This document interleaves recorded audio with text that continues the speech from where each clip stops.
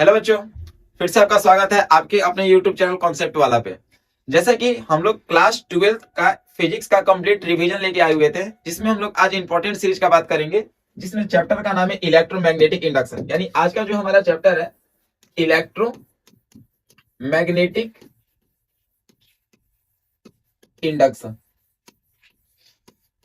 आइए हम लोग इस चैप्टर में सबसे पहले क्या क्या चीजों के बारे में बात करेंगे, आइए पहले इसके बारे में हम लोग जानते हैं। यानी ये हम लोग का फिजिक्स का एक इंपॉर्टेंट चैप्टर है, और जितना भी हम लोग का फिजिक्स का आपका वन शॉट रिवीजन आएगा, जिसमें कंप्लीट आपका पीवाई की क्वेश्चन देखेंगे, हम लोग इंपॉर्टेंट कॉन्सेप्ट देखेंगे, न्यूमेरिकल देखेंगे, और उसके अंतर्गत जितना भी शॉर्ट रिवीजन होगा उसके बारे में हम लोग बात करेंगे। यानी जितना भी वीडियो बनने जा रहा है वो आपका वन शॉट रिवीजन है, और ये कंप्लीट आपका एग्जामिनेशन के लिए काफी हेल्पफुल होने जा रहा है। ठीक है, तो हम लोग का जो आज का चैप्टर है इलेक्ट्रोमैग्नेटिक इंडक्शन, इसमें सबसे पहला हम लोग जिस टॉपिक के बारे में बात करेंगे उस टॉपिक का नाम है मैग्नेटिक फ्लक्स।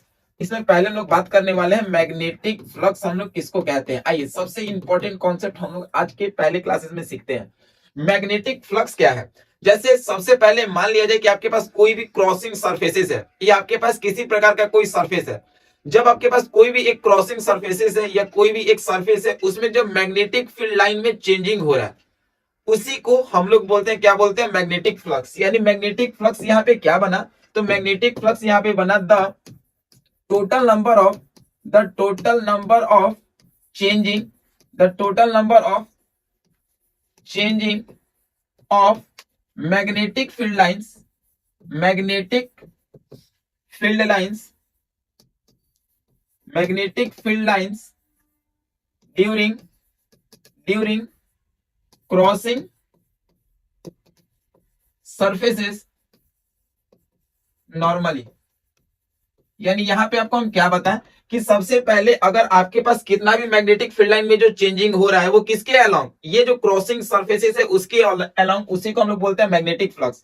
जैसे अगर हम लोग एग्जांपल के तौर पे बात करेंगे, तो आपके पास एक प्रकार का क्रॉसिंग सरफेसेस है, ये आपका क्या है, एक प्रकार का सरफेसेस है जो आपका क्रॉसिंग है। ठीक है, ये आपका एक सरफेसेस है। इसमें जब हम लोग का मैग्नेटिक फील्ड लाइन में चेंजिंग हो रहा है, ये आपका मैग्नेटिक फील्ड लाइन में चेंजिंग हो रहा है, इसी को हम लोग कहेंगे मैग्नेटिक फ्लक्स।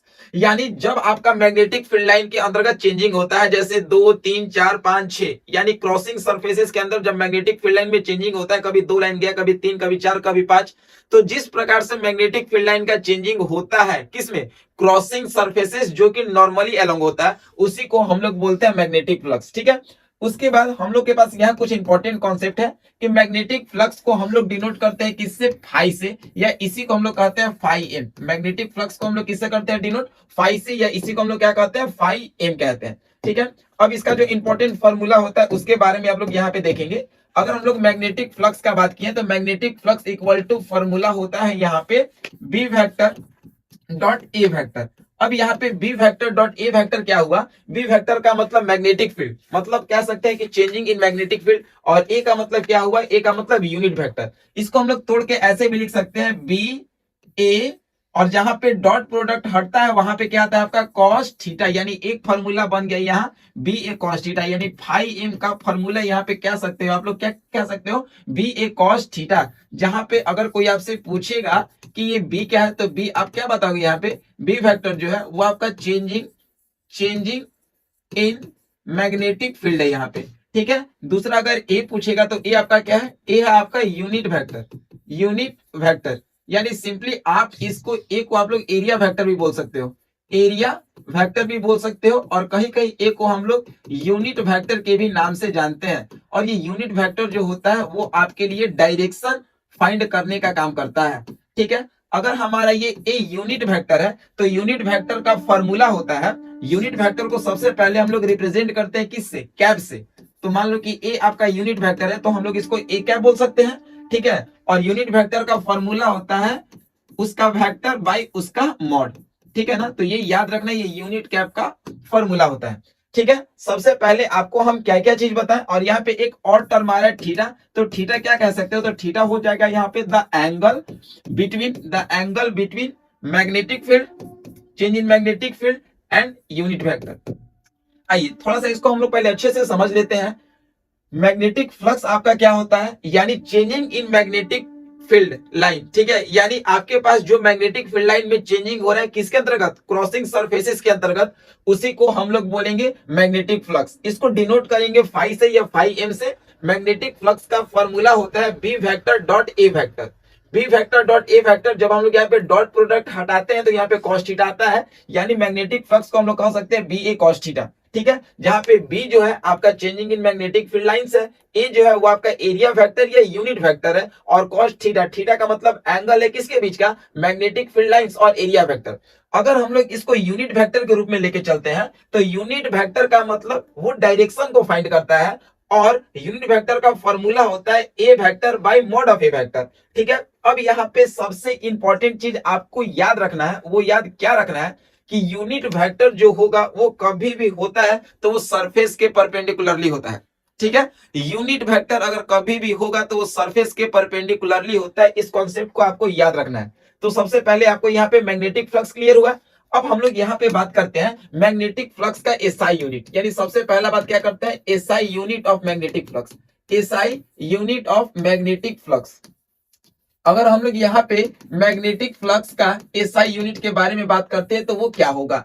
सबसे पहले बताइए मैग्नेटिक फ्लक्स का हम लोग यहाँ पे फॉर्मूला क्या देखें, तो फॉर्मूला देखिए बी ए कॉस थीटा, ठीक है। क्या देखें, बी ए कॉस थीटा।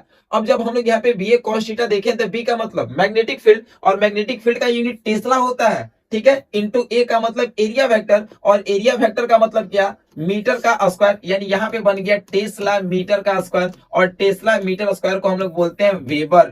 क्या बोलते हैं, वेबर। तो यानी सबसे पहला कॉन्सेप्ट आपको यहाँ पे समझ में आ गया, यानी कह सकते हो यहाँ पे SI unit of magnetic flux, SI unit of magnetic flux is weber, ठीक है। मैग्नेटिक फ्लक्स का एसआई यूनिट क्या होगा, वेबर होगा, और इसको हम लोग डिनोट करेंगे कैपिटल डब्ल्यू और स्मॉल बी से, ठीक है। मैग्नेटिक फील्ड मैग्नेटिक फ्लक्स का एसआई यूनिट यहाँ पे क्या आपको दिखाई दिया, वेबर दिखाई दिया। और एक कॉन्सेप्ट ये भी याद आप लोग रख सकते हो ना कि 1 वेबर जो होगा वो इक्वल होगा कितना के, 1 टेस्ला मीटर स्क्वायर के। ये भी आप लोग कन्वर्जन याद कर लोगे, ठीक है। यहाँ पे आप लोग को क्लियर हो गया, यानी मैग्नेटिक फ्लक्स का कहानी यहाँ पे आपको क्लियर हो गया। एक चीज और कि मैग्नेटिक फ्लक्स जो होता है वो आपका स्केलर क्वांटिटी है, तो यहाँ पे लिख सकते हो कि इट इज ए, ये कौन सा क्वांटिटी है आपका, it is a scalar quantity, it is a scalar quantity, यानी ये आपका जो मैग्नेटिक फ्लक्स है वो स्केलर क्वांटिटी है। थोड़ा सा अगर आगे जानते हैं तो यहाँ पे एक इंपॉर्टेंट कॉन्सेप्ट है कि मैग्नेटिक फ्लक्स जो है वो आपका पॉजिटिव कब होगा और मैग्नेटिक फ्लक्स आपका निगेटिव कब होगा। तो यहाँ पे हम लोग बात करते हैं मैग्नेटिक फ्लक्स का दो केस, एक मैग्नेटिक फ्लक्स कब पॉजिटिव होगा और एक मैग्नेटिक फ्लक्स आपका कब निगेटिव होगा। आइए इस कॉन्सेप्ट को समझिए, यानी on what condition the value of magnetic flux will be positive and what condition the value of magnetic flux will be negative. आइए इस कॉन्सेप्ट को बहुत हम लोग बखूबी अच्छे तरीके से करते हैं। सबसे पहले मान लो कि आपके पास एक क्रॉस एरिया है, ठीक है। क्रॉस एरिया में आपका मैग्नेटिक फील्ड भी इधर है, मैग्नेटिक फील्ड भी इधर है, और आपको पता है कि एरिया वेक्टर जो होता है वो सरफेस के परपेंडिकुलर होता है। तो मैग्नेटिक फील्ड भी इधर है और आपका यूनिट वेक्टर भी इधर है, यूनिट वेक्टर जो है वो भी आपका इधर है। तो इस केस में अगर हम लोग मैग्नेटिक फ्लक्स निकालेंगे तो मैग्नेटिक फ्लक्स क्या होगा, बी ए कॉस थीटा। क्या होगा, बी ए कॉस थीटा यहाँ पे होगा, जहां पे अगर हम लोग बात करेंगे बी ए कॉस थीटा का मतलब क्या हो जाएगा, कॉस, यहाँ पे थीटा का मतलब क्या कि मैग्नेटिक फील्ड और यूनिट वेक्टर दोनों के बीच का एंगल जो है वो कितना डिग्री बन रहा है, 0 डिग्री बन रहा है, क्योंकि दोनों सेम है। तो यहाँ पे cos 0 डिग्री होगा, और cos 0 का वैल्यू हम लोग जानते हैं +1। तो यहाँ पे मैग्नेटिक फील्ड जो हो गया वो कैसा हो गया, यानी यहाँ पे मैग्नेटिक फील्ड जो हो गया वो पॉजिटिव हो गया, ठीक है। यहाँ पे मैग्नेटिक फ्लक्स का जो वैल्यू हो गया वो क्या आपको दिखाई दे दिया, पॉजिटिव हो गया। ये आपको क्लियर हो गया। सेकंड बताना चाह रहे हैं कि मैग्नेटिक फ्लक्स का वैल्यू कब यहाँ पे निगेटिव होगा। तो मैग्नेटिक फ्लक्स का वैल्यू निगेटिव होने के लिए केस यहाँ पे ये है कि आपके पास मान लो कि कोई भी एरिया है और यहाँ पे मैग्नेटिक फील्ड जो है वो आपका इधर जा रहा है,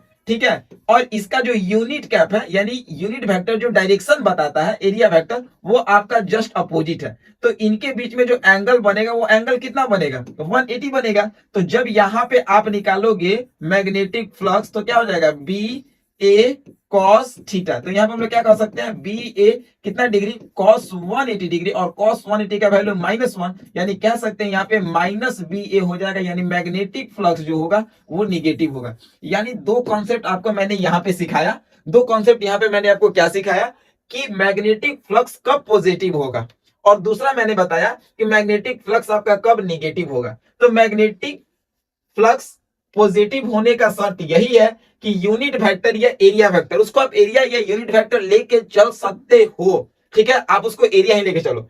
तो जब आपका एरिया वेक्टर और मैग्नेटिक फील्ड का डायरेक्शन सेम हो, अगर दोनों का डायरेक्शन सेम होगा तो थीटा का वैल्यू 0 डिग्री होगा, और जब थीटा का वैल्यू 0 डिग्री होगा उस केस में मैग्नेटिक फ्लक्स का वैल्यू पॉजिटिव होगा। क्यों? क्योंकि cos 0 का वैल्यू +1 होता है। सेकेंड केस लेके चल रहे हैं कि जब हमारा मैग्नेटिक फील्ड और एरिया वेक्टर जस्ट अपोजिट होगा, जैसे मैग्नेटिक फील्ड इधर हुआ और एरिया वेक्टर जस्ट अपोजिट हुआ, और आपको बताया मैंने अभी कि एरिया वेक्टर जो होता है वो सरफेस के परपेंडिकुलरली होता है, ठीक है। तो ये जस्ट अपोजिट जब होगा तो यहाँ पे इन दोनों के बीच में रिलेशन जो होगा वो cos 180 का होगा, और cos 180 का वैल्यू होता है -1, तो यहाँ पे मैग्नेटिक फ्लक्स जो होगा वो निगेटिव होगा। सबसे इंपॉर्टेंट चीज आपको क्या क्या समझ में आया कि मैग्नेटिक फ्लक्स क्या होता है, और मैग्नेटिक फ्लक्स पॉजिटिव कब होगा और मैग्नेटिक फ्लक्स निगेटिव कब होगा, ठीक है। चलो अब हम लोग आते हैं यहाँ पे अगले कॉन्सेप्ट की ओर। अगला कॉन्सेप्ट जो सबसे ज्यादा इंपॉर्टेंट है, इससे क्वेश्चन भी पूछा जाता है, जिसका नाम है EMI, जिसका नाम है EMI। सबसे पहले इसका हम लोग नाम जानते हैं, इलेक्ट्रोमैग्नेटिक इंडक्शन, इलेक्ट्रोमैग्नेटिक इंडक्शन। आइए, आप लोग 10th क्लास में हल्का सा इसका स्टडी किए होंगे, ठीक है। हम लोग इसका थोड़ा सा डिटेल भी देखते हैं। आप लोग क्लास 10th में इसका स्टडी किए होंगे इलेक्ट्रोमैग्नेटिक इंडक्शन का। देखिए, सबसे पहले आपको पता होगा कि आपने पढ़ा था कि सन इन 1820 यानी 1820, 1820 में एक साइंटिस्ट आए थे, ठीक है, जिनका नाम था H.C. ओरेस्टेड। H.C. ओरेस्टेड यानी H.C. ओरेस्टेड, इनका पूरा नाम क्या था, hence Christian Oersted. Hence Christian Oersted ये बताए थे कि अगर कोई भी करंट कैरिंग वायर है, अगर कोई भी करंट कैरिंग वायर है तो इसके अगल बगल मैग्नेटिक फील्ड प्रोड्यूस होता है। उन्होंने ये बताया था कि अगर कोई भी आपके पास करंट कैरिंग वायर है, चाहे वो करंट कैरिंग वायर स्ट्रेट हो, चाहे वो करंट कैरिंग वायर स्ट्रेट हो, या वो करंट कैरिंग वायर क्या हो, सर्कुलर हो। भाई हमारे बात को समझना, हम क्या बोलना चाह रहे हैं, इलेक्ट्रोमैग्नेटिक इंडक्शन कॉन्सेप्ट आपको समझा रहे हैं, और इसमें ये बता रहा है कि अगर आपके पास कोई भी करंट कैरिंग वायर हो और उस वायर में अगर करंट फ्लो कर रहा है तो उसके अगल बगल क्या प्रोड्यूस होगा, मैग्नेटिक फील्ड, ठीक है। If any current are produced in a conductor, then it produce the magnetic field in its around their surfaces या in its around their areas, ठीक है। अगर आपके पास कोई भी करंट फ्लो कर रहा है किसी भी कंडक्टर में, उसके अगल बगल इन्फ्लुएंस्ड होते हैं, उनके अगल बगल मैग्नेटिक फील्ड प्रोड्यूस होते हैं। ये क्लियर हो गया। अब इसके कुछ समय के बाद, ठीक है, कुछ समय बीतने के उपरांत, ठीक है, एक 1830 या फिर 1831 का ही बात है, ठीक है ना। इस केस में एक साइंटिस्ट आए थे जिनका नाम था माइकल फैराडे। क्या नाम था, माइकल, उनका नाम था माइकल फैराडे, और एक का नाम था हेनरी जोसेफ, जोसेफ हेनरी, ठीक है, जोसेफ हेनरी, ठीक है। इन दोनों ने मिलके क्या बताया कि इन दोनों ने मिलके ये बताया कि अगर मैग्नेटिक फील्ड लाइन में चेंजिंग हो रहा है, मैग्नेटिक फील्ड लाइन में अगर चेंजिंग हो रहा है तो वो कहीं ना कहीं एक करंट प्रोड्यूस कर रहा है, जिस करंट का नाम है इंड्यूस्ड करंट। करंट का क्या नाम है, इंड्यूस्ड करंट, या एक प्रकार का वो वोल्टेज सप्लाइड कर रहा है जिसको हम लोग EMF के नाम से जानेंगे। मतलब इसका ये जस्ट रिवर्स कंडीशन को बताया, और इसी इंड्यूस्ड करंट के घटना को ही हम लोग बोलते हैं इलेक्ट्रोमैग्नेटिक इंडक्शन। क्या बोलते हैं, इलेक्ट्रोमैग्नेटिक इंडक्शन। आइए अब सारा कहानी को हम लोग एक शिला में बांधने का प्रयास करते हैं। इलेक्ट्रोमैग्नेटिक इंडक्शन का कहानी क्या है। सबसे पहले सन 1820 ईस्वी में एक साइंटिस्ट का उदय हुआ था जिनका नाम था हेंस क्रिश्चियन ओरेस्टेड। वो बताए थे अगर हमारे पास कोई भी करंट कैरिंग कंडक्टर है तो इसके अगल बगल मैग्नेटिक फील्ड प्रोड्यूस होता है, चाहे वो करंट कैरिंग वायर हमारा स्ट्रेट हो या हमारा करंट कैरिंग वायर सर्कुलर हो। ठीक है, ये उन्होंने इस बात को बताया था, यानी उन्होंने बताया था कि करंट कैरिंग वायर से मैग्नेटिक फील्ड प्रोड्यूस होता है। इसी के 10-11 साल के बाद एक साइंटिस्ट आए थे जिनका नाम था Michael Faraday and Joseph Henry. उन्होंने मिलकर ये बताया कि नहीं, मैग्नेटिक फील्ड लाइन में जैसे जैसे चेंजिंग होता है, उस मैग्नेटिक फील्ड लाइन में चेंजिंग होने के कारण एक प्रोड्यूस्ड करंट होता है, जिस करंट का नाम है इंड्यूस्ड करंट या ईएमएफ, और इसी घटना को बोलते हैं हम लोग क्या, इलेक्ट्रोमैग्नेटिक इंडक्शन। अब आइए इन सारी कड़ी को हम लोग जोड़ के इसका डिफिनेशन बनाते हैं। यानी अगर आपसे कोई पूछेगा इलेक्ट्रोमैग्नेटिक इंडक्शन, इलेक्ट्रोमैग्नेटिक इंडक्शन हम लोग किसको कहते हैं, आइए थोड़ा सा इसके बारे में हम लोग समझते हैं। इलेक्ट्रोमैग्नेटिक कंडक्शन क्या है, तो ये एक प्रकार का घटना हुआ, ठीक है, यानी इसको हम लोग बोल सकते हैं it is a phenomenon, it is a phenomenon in which the production of कुछ नया कहानी नहीं, जो मैंने आपको यहाँ पे बताया है उसी कड़ी को जोड़ के लिख रहा हूं, ठीक है ना। ठीक है, क्या मैंने बताया, it is a phenomenon in which the production of induced current, the production of induced current और EMF, the production of induced current और EMF by the changing of magnetic field line, by the changing of magnetic field line, और magnetic field line में changing को आप लोग कह सकते हो magnetic flux, which are interlinked to their closed circuit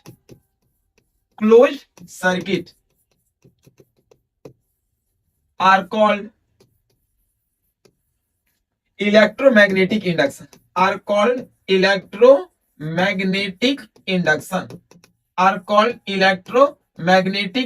ये सबसे आपका मोस्ट इंपॉर्टेंट क्वेश्चन इससे आता है, इलेक्ट्रोमैग्नेटिक इंडक्शन। सबको ये क्लियर हो गया भाई। इलेक्ट्रोमैग्नेटिक इंडक्शन मैंने क्या बताने का प्रयास किया कि ये एक प्रकार का घटना है जहां पे इंड्यूस्ड करंट प्रोड्यूस होता है या ईएमएफ प्रोड्यूस होता है, कब, जब मैग्नेटिक फील्ड लाइन में चेंजिंग होता है तब। और मैग्नेटिक फील्ड लाइन के चेंजिंग को ही हम लोग क्या जानते थे अभी, मैग्नेटिक फ्लक्स, ठीक है। और ये एक दूसरे से इंटरलिंक्ड होता है, किसमें, किसी ना किसी क्लोज सर्किट में, कहलाता है क्या, इलेक्ट्रोमैग्नेटिक इंडक्शन, ठीक है। Faraday proposed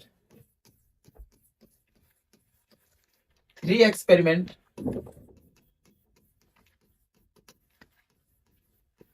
to prove the condition of electromagnetic induction. यानी फैराडे जो थे वो 3 एक्सपेरिमेंट किए थे और तीनों एक्सपेरिमेंट के हेल्प से प्रूव किए थे क्या, इलेक्ट्रोमैग्नेटिक इंडक्शन के कंडीशन को। आइए अब हम लोग सबसे पहले वो 3 एक्सपेरिमेंट के बारे में बात करते हैं। तो सबसे पहले हम लोग बात करेंगे एक्सपेरिमेंट नंबर 1। यानी एक्सपेरिमेंट नंबर 1 क्या किए थे, यानी पहले एक्सपेरिमेंट में वो दिखाए थे इंड्यूस्ड ईएमएफ या इंड्यूस्ड आप करंट भी कह सकते हो, induced current with the help of induced current with the help of coil stationary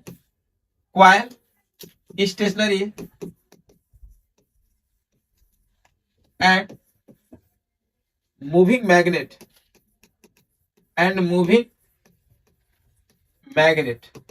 ठीक है। एक्सपेरिमेंट नंबर 2 क्या था, एक्सपेरिमेंट नंबर 2 क्या था, इंड्यूस्ड ईएमएफ यानी current with the help of moving coil and stationary magnet. यानी एक्सपेरिमेंट नंबर ये 1 हुआ, एक्सपेरिमेंट नंबर ये 2 हुआ, ठीक है। अब यहाँ पे ऊपर में जगह है, यहाँ पे हम लोग एक्सपेरिमेंट नंबर 3 लिख लेते हैं, ठीक है। अब हम लोग यहाँ पे बात करते हैं एक्सपेरिमेंट नंबर 3। एक्सपेरिमेंट नंबर 3 उसमें क्या था, इंड्यूस्ड इंड्यूस्ड ईएमएफ यानी इलेक्ट्रोमोटिव फोर्स, बैटरी के द्वारा जो वोल्टेज होता है, इंड्यूस्ड ईएमएफ यानी current with varying current at neighbouring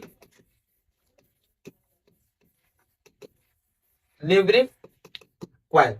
यानी आप पहले इस चीज को समझो, यानी फैराडे और जोसेफ हेनरी के द्वारा जो इलेक्ट्रोमैग्नेटिक इंडक्शन घटना बताया गया था कि हमारा यहाँ पे मैग्नेटिक फील्ड लाइन में जैसे जैसे चेंजिंग होता है वैसे वैसे इंड्यूस्ड करंट प्रोड्यूस होता है। तो इस घटना को हम लोगों ने 3 एक्सपेरिमेंट के माध्यम से समझने का प्रयास किया है। ठीक है, वो 3 एक्सपेरिमेंट यहाँ पे क्या है, पहला कि जो भी इंड्यूस्ड करंट प्रोड्यूस हो रहा है, पहला में हम लोग क्वाइल को स्टेशनरी रखेंगे और मैग्नेट को मूव करवाएंगे। दूसरे एक्सपेरिमेंट में हम लोग दूसरे एक्सपेरिमेंट में इसका उल्टा हम लोग करेंगे, यहाँ पे क्वाइल को मूव करवाएंगे और मैग्नेट को फिक्स रखेंगे। और तीसरे कंडीशन में हम लोग 2 नेबरिंग क्वाइल लेंगे और वहां पे करंट को वेरिंग करेंगे।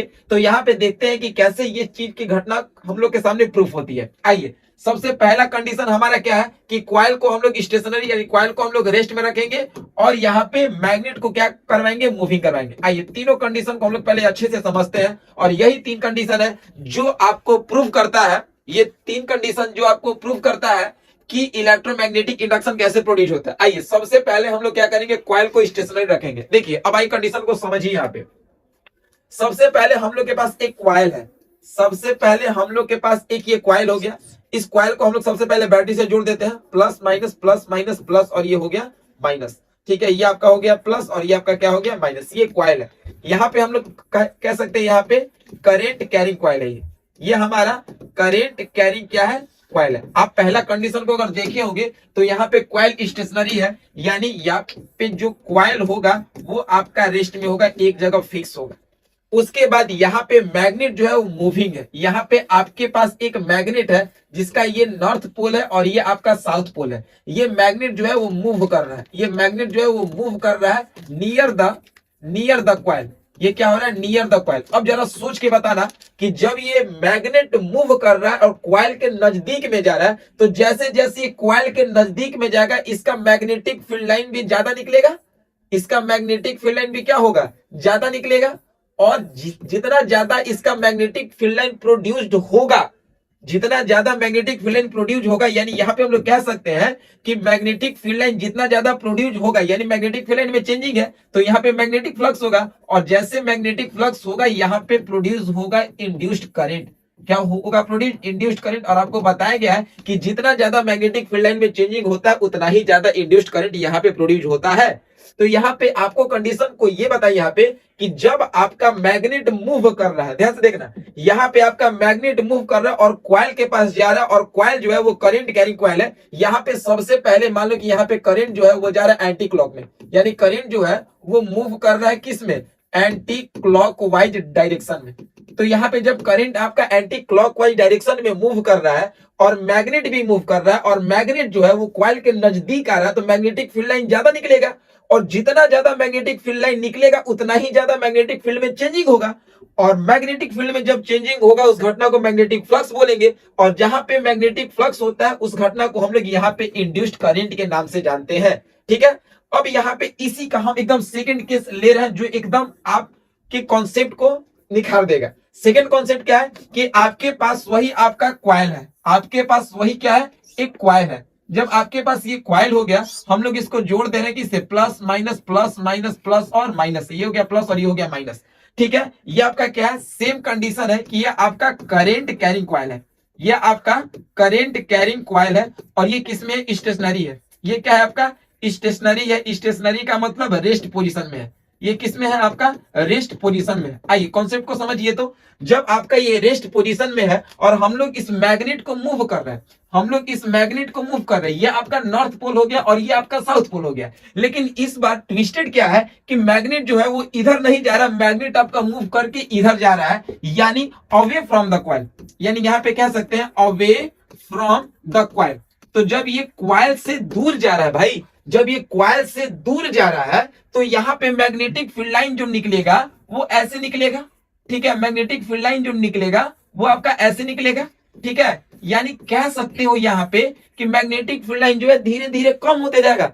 जितना ज्यादा हम लोग मैग्नेट को क्वाइल के नजदीक लेके जाएंगे, मैग्नेटिक फील्ड लाइन ज्यादा निकलेगा, और जितना ज्यादा मैग्नेटिक फील्ड लाइन में चेंजिंग होगा, मैग्नेटिक फ्लक्स प्रोड्यूस होगा, उसके द्वारा इंड्यूस्ड करंट भी ज्यादा होगा। लेकिन अगर हम लोग का यहाँ पे मैग्नेट मूव कर रहा है और मैग्नेट क्वाइल से दूर जा रहा है, तो जैसे ही मैग्नेट यहाँ पे क्वाइल से दूर जा रहा है तो मैग्नेटिक फील्ड लाइन भी धीरे धीरे कम होगा, और जैसे मैग्नेटिक फील्ड लाइन कम होगा तो इसका एक और कंडीशन याद रखना है कि यहाँ पे करंट जो आपका एंटी क्लॉकवाइज है, यहाँ पे करंट जो होगा आपका क्या हो जाएगा, तो current will be clockwise, current will be क्या हो जाएगा यहाँ पे क्लॉकवाइज, और यहाँ पे भी आपका मैग्नेटिक फ्लक्स होगा, और यहाँ पे भी जनरेट होगा क्या, इंड्यूस्ड करंट। लेकिन दोनों में खास बात क्या है कि यहाँ पे इंड्यूस्ड करंट ज्यादा प्रोड्यूस होगा, यहाँ पे जो इंड्यूस करंट होगा वो ज्यादा प्रोड्यूस होगा। क्यों? क्योंकि मैग्नेटिक फील्ड लाइन में ज्यादा चेंजिंग हो रहा है, जबकि यहाँ पे जो इंड्यूस्ड करंट होगा वो कम प्रोड्यूस होगा। क्यों ऐसा? क्योंकि यहाँ पे मैग्नेटिक फील्ड लाइन में चेंजिंग कम हो रहा है।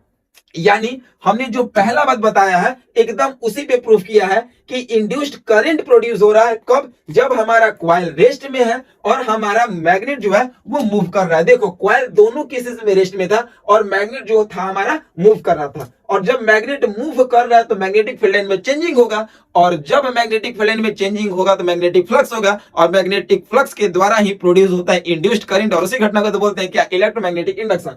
ठीक है, तो ये हमारा केस 1 था। अब जैसे ही हम लोग केस 2 लेंगे तो केस 2 में हम लोग क्या करेंगे, सेम कहानी है, सेम कहानी है भाई मेरे। केस 2 में हम लोग करने जा रहे हैं कि यहाँ पे मैग्नेट को फिक्स कर देंगे, मैग्नेट को हम लोग फिक्स कर देंगे और क्वाइल को वहां पे मूव करवाएंगे। आइए कॉन्सेप्ट नंबर 2 यहाँ पे हम लोग देख रहे हैं, यानी यहाँ पे जैसे ही हम लोग एक्सपेरिमेंट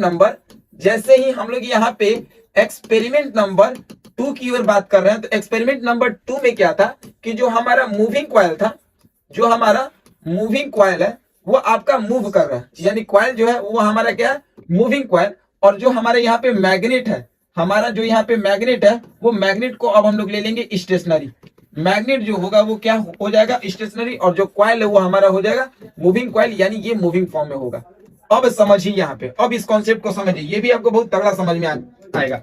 सबसे पहले आप मैग्नेट को रेस्ट में ले लीजिए, आपके पास ये खूबसूरत सा बार मैग्नेट है, यानी इसको हम लोग बोल देंगे बार मैग्नेट, और ये जो हमारा बार मैग्नेट जो है वो रेस्ट में है, और जब कोई भी चीज रेस्ट में रहता है उसको हम लोग क्या बोलते हैं, स्टेशनरी बोलते हैं।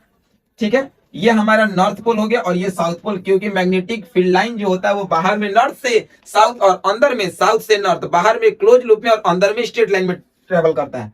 अब ये नॉर्थ हो गया। अब मान लो यहाँ पे हमारा एक वही 2 पहिया वाला व्हीलर गाड़ी है, ठीक है, इस पे हम लोग मूविंग क्वाइल को रखेंगे, इस पे हम लोग क्या रखेंगे, मूविंग क्वाइल को रखेंगे। अब जैसे ही हम लोग यहाँ पे मूविंग क्वाइल को रखें, जैसे ही हम लोग यहाँ पे क्या रखें, मूविंग क्वाइल को रखें, ये हमारा मूविंग क्वाइल है। यहाँ पे मूविंग क्वाइल में आप यहाँ पे गैल्वेनोमीटर भी लगा सकते हो जो वीक करंट को डिटेक्ट करता है और बताता है। ठीक है, और ये मूविंग क्वाइल में हम लोग यहाँ पे क्या करते हैं, इसको जोड़ दिए बैटरी से। ठीक है, ये हो गया प्लस और ये हो गया माइनस। ठीक है, अब ये क्या कर रहा है, ये जो गाड़ी है, ये जो हमारा क्या है, 2 व्हीलर गाड़ी है, ठीक है ना, ये हमारा 2 व्हीलर गाड़ी है, और ये गाड़ी इसको ढो रहा है, किसको, क्वाइल को। और जो हमारे ये क्वाइल है, ये जो हमारा क्वाइल है वो क्वाइल हमारा कैसा है भाई, मूविंग है। अब यहाँ पे थोड़ा सा अपने कॉन्सेप्ट को समझो, तो यहाँ पे 2 केस हो रहा है कि जब ये क्वाइल, ये तो फिक्स हो गया कि इसी जगह पे रहेगा, जब ये क्वाइल इसके नजदीक आएगा तो मैग्नेटिक फील्ड लाइन बहुत ज्यादा प्रोड्यूस होगा, और जब ये क्वाइल इस मैग्नेट से दूर जाएगा तो मैग्नेटिक फील्ड लाइन कम प्रोड्यूस होगा। इसका मतलब यही आप लोगों को समझ में आ रहा है कि ये 2 केस कर सकता है, या तो ये जो क्वाइल होगा वो नियर द मैग्नेट जाएगा, ये जो क्वाइल होगा या तो वो नियर द मैग्नेट जाएगा, और ये जो क्वाइल है या तो वो अवे द मैग्नेट जाएगा। कहां जाएगा, अवे द मैग्नेट। ठीक है, तो यहाँ पे दोनों केस में आप क्या देखोगे कि अगर ये इसके नजदीक जाएगा तो वहां पे मैग्नेटिक फील्ड लाइन में चेंजिंग ज्यादा होगा, तो मैग्नेटिक फ्लक्स यहाँ पे ज्यादा होगा, और मैग्नेटिक फ्लक्स जब ज्यादा होगा तो यहाँ पे इंड्यूस्ड करंट जो है वो भी आपका बहुत ही क्या होगा, ज्यादा होगा। और जब ये इससे दूर जाएगा तो यहाँ पे जो मैग्नेटिक फील्ड लाइन में चेंजिंग होगा, मैग्नेटिक फ्लक्स जो होगा वो कम होगा, और जब मैग्नेटिक फ्लक्स यहाँ पे कम होगा तो आपका यहाँ पे इंड्यूस्ड करंट जो होगा वो भी धीरे धीरे बहुत कम होने लगेगा। तो यहाँ पे मैंने जो आपको दो केस, इस केस और इस केस में समझाया, एक ही बात बताया कि आपका अगर क्वाइल है, क्वाइल के अगर नजदीक जाता है, क्या क्वाइल अगर मैग्नेटिक फील्ड यानी मैग्नेट के नजदीक जाता है या मैग्नेट से दूर जाता है, ठीक है, क्वाइल जो है मैग्नेट के नजदीक या मैग्नेट से दूर जाता है, तो मैग्नेटिक फील्ड प्रोड्यूस होता है, और मैग्नेटिक फील्ड प्रोड्यूस होने के चलते उसमें फील्ड लाइन में चेंजिंग होता है, और मैग्नेटिक फील्ड लाइन में चेंजिंग का मतलब मैग्नेटिक फ्लक्स होगा, और मैग्नेटिक फ्लक्स के चलते इंड्यूस्ड करंट प्रोड्यूस होता है। तो यहाँ पे आपको दोनों एक्सपेरिमेंट पे यही बताया गया था कि जितना ज्यादा वो मैग्नेट के नजदीक जाएगा मैग्नेटिक फील्ड लाइन उतना ही ज्यादा होगा, और जितना ज्यादा वो मैग्नेट से दूर जाएगा मैग्नेटिक फील्ड लाइन उतना ही कम होगा, इंड्यूस्ड करंट का वैल्यू उतना ही कम होगा। तो यानी इन दोनों एक्सपेरिमेंट से हम लोग ये बोल सकते हैं कि बोथ एक्सपेरिमेंट, हम लोग क्या बोल सकते हैं, both experiment so relative motion, both experiment so relative motion, यानी दोनों एक दूसरे का क्या है, रिलेटिव टर्म को फॉलो कर रहा है। इसका मतलब एक ही कॉन्सेप्ट समझ में आ रहा है कि अगर जितना ज्यादा rate of change in magnetic field line, rate of change in magnetic field line to produce induced current, यानी जितना ज्यादा फील्ड लाइन में चेंजिंग होगा उतना ही ज्यादा इंड्यूस्ड करंट प्रोड्यूस होगा। ये हमने एक्सपेरिमेंट नंबर 1 एक्सपेरिमेंट नंबर 2 से सीखा, ठीक है। अब यहाँ पे जब हम लोग एक्सपेरिमेंट नंबर 3 करने वाले हैं, यहाँ पे अब हम लोग जब बात करेंगे एक्सपेरिमेंट नंबर जब हम लोग यहाँ पे 3 देखेंगे, तो 3 में क्या है, 3 में हमारा वेरिंग करंट है, यानी यहाँ पे हमारा करंट जो है वो चेंज कर रहा है। दूसरा जो है क्वाइल जो है वो नेबरिंग है, यानी क्वाइल जो है हमारा वो क्या है, नेबरिंग, ठीक है ना। यानी आपको हम यहाँ पे बताएं कि करंट हमारा चेंज कर रहा है और क्वाइल जो है वो क्या है, नेबरिंग है। तो इस केस में क्या निकल के सामने आएगा घटना, एकदम अच्छे से समझिए। सबसे पहले हम लोग यहाँ पे सोलेनॉइड लेंगे, और ये सोलेनॉइड तो 10th क्लास का ही बहुत इजी कॉन्सेप्ट है। यानी सबसे पहले एक हम होलो रड लेंगे या होलो सिलेंडर लेंगे, खोखला सिलेंडर, उस पे इंसुलेटेड कॉपर वायर को व्रैप्ड करेंगे। इंसुलेटेड कॉपर वायर को जैसे जैसे हम लोग व्रैप्ड करते हैं तो एक हेलिकल शेप का स्ट्रक्चर बनता है, उसी हेलिकल शेप का स्ट्रक्चर को हम लोग क्या बोलते हैं, सोलेनॉइड बोलते हैं, ठीक है। तो सबसे पहले हम लोग क्या किए, यहाँ पे एक होलो स्फीयर ले लिए, हम लोग यहाँ पे क्या ले लिए, होलो स्फीयर ले लिए। अब हम लोग क्या करेंगे, इस पे इंसुलेटेड, ठीक है, हम लोग यहाँ पे इंसुलेटेड कॉपर वायर को रैप्ट कर दिए, ठीक है। यहाँ पे हम लोग बात कर लिए इंसुलेटेड कॉपर वायर को यहाँ पे क्या कर लिया, हम लोग यहाँ पे रैप्ट कर लिए। एक कंडीशन ये, और एक कंडीशन हमने यहाँ पे ले लिया, ठीक है। थोड़ा सा इसको हम लोग बढ़ा देते हैं, ठीक है, इस कंडीशन को हम लोग थोड़ा सा बढ़ा देते हैं। एक हम लोग यहाँ से इसको रैप्ट कर रहे हैं, ठीक है। अब देखिए हम लोग क्या किए कि दो क्वाइल लिए, इसको हम लोग बोलेंगे प्राइमरी क्वाइल और इसको हम लोग बोलेंगे सेकेंडरी क्वाइल, ठीक है। हमने दो क्वाइल लिया एकदम। देखिए ये ऐसा कॉन्सेप्ट आपके पास जा रहा है कि अब कम समय में आप पूरे एनसीईआरटी को फॉलो नहीं कर सकते, इसलिए एकदम शॉर्ट रिवीजन है और एकदम सटीक नॉलेज आपको देने का प्रयास किया जा रहा है। तो आपके पास दो क्वाइल है, एक प्राइमरी क्वाइल और दूसरा सेकेंडरी क्वाइल।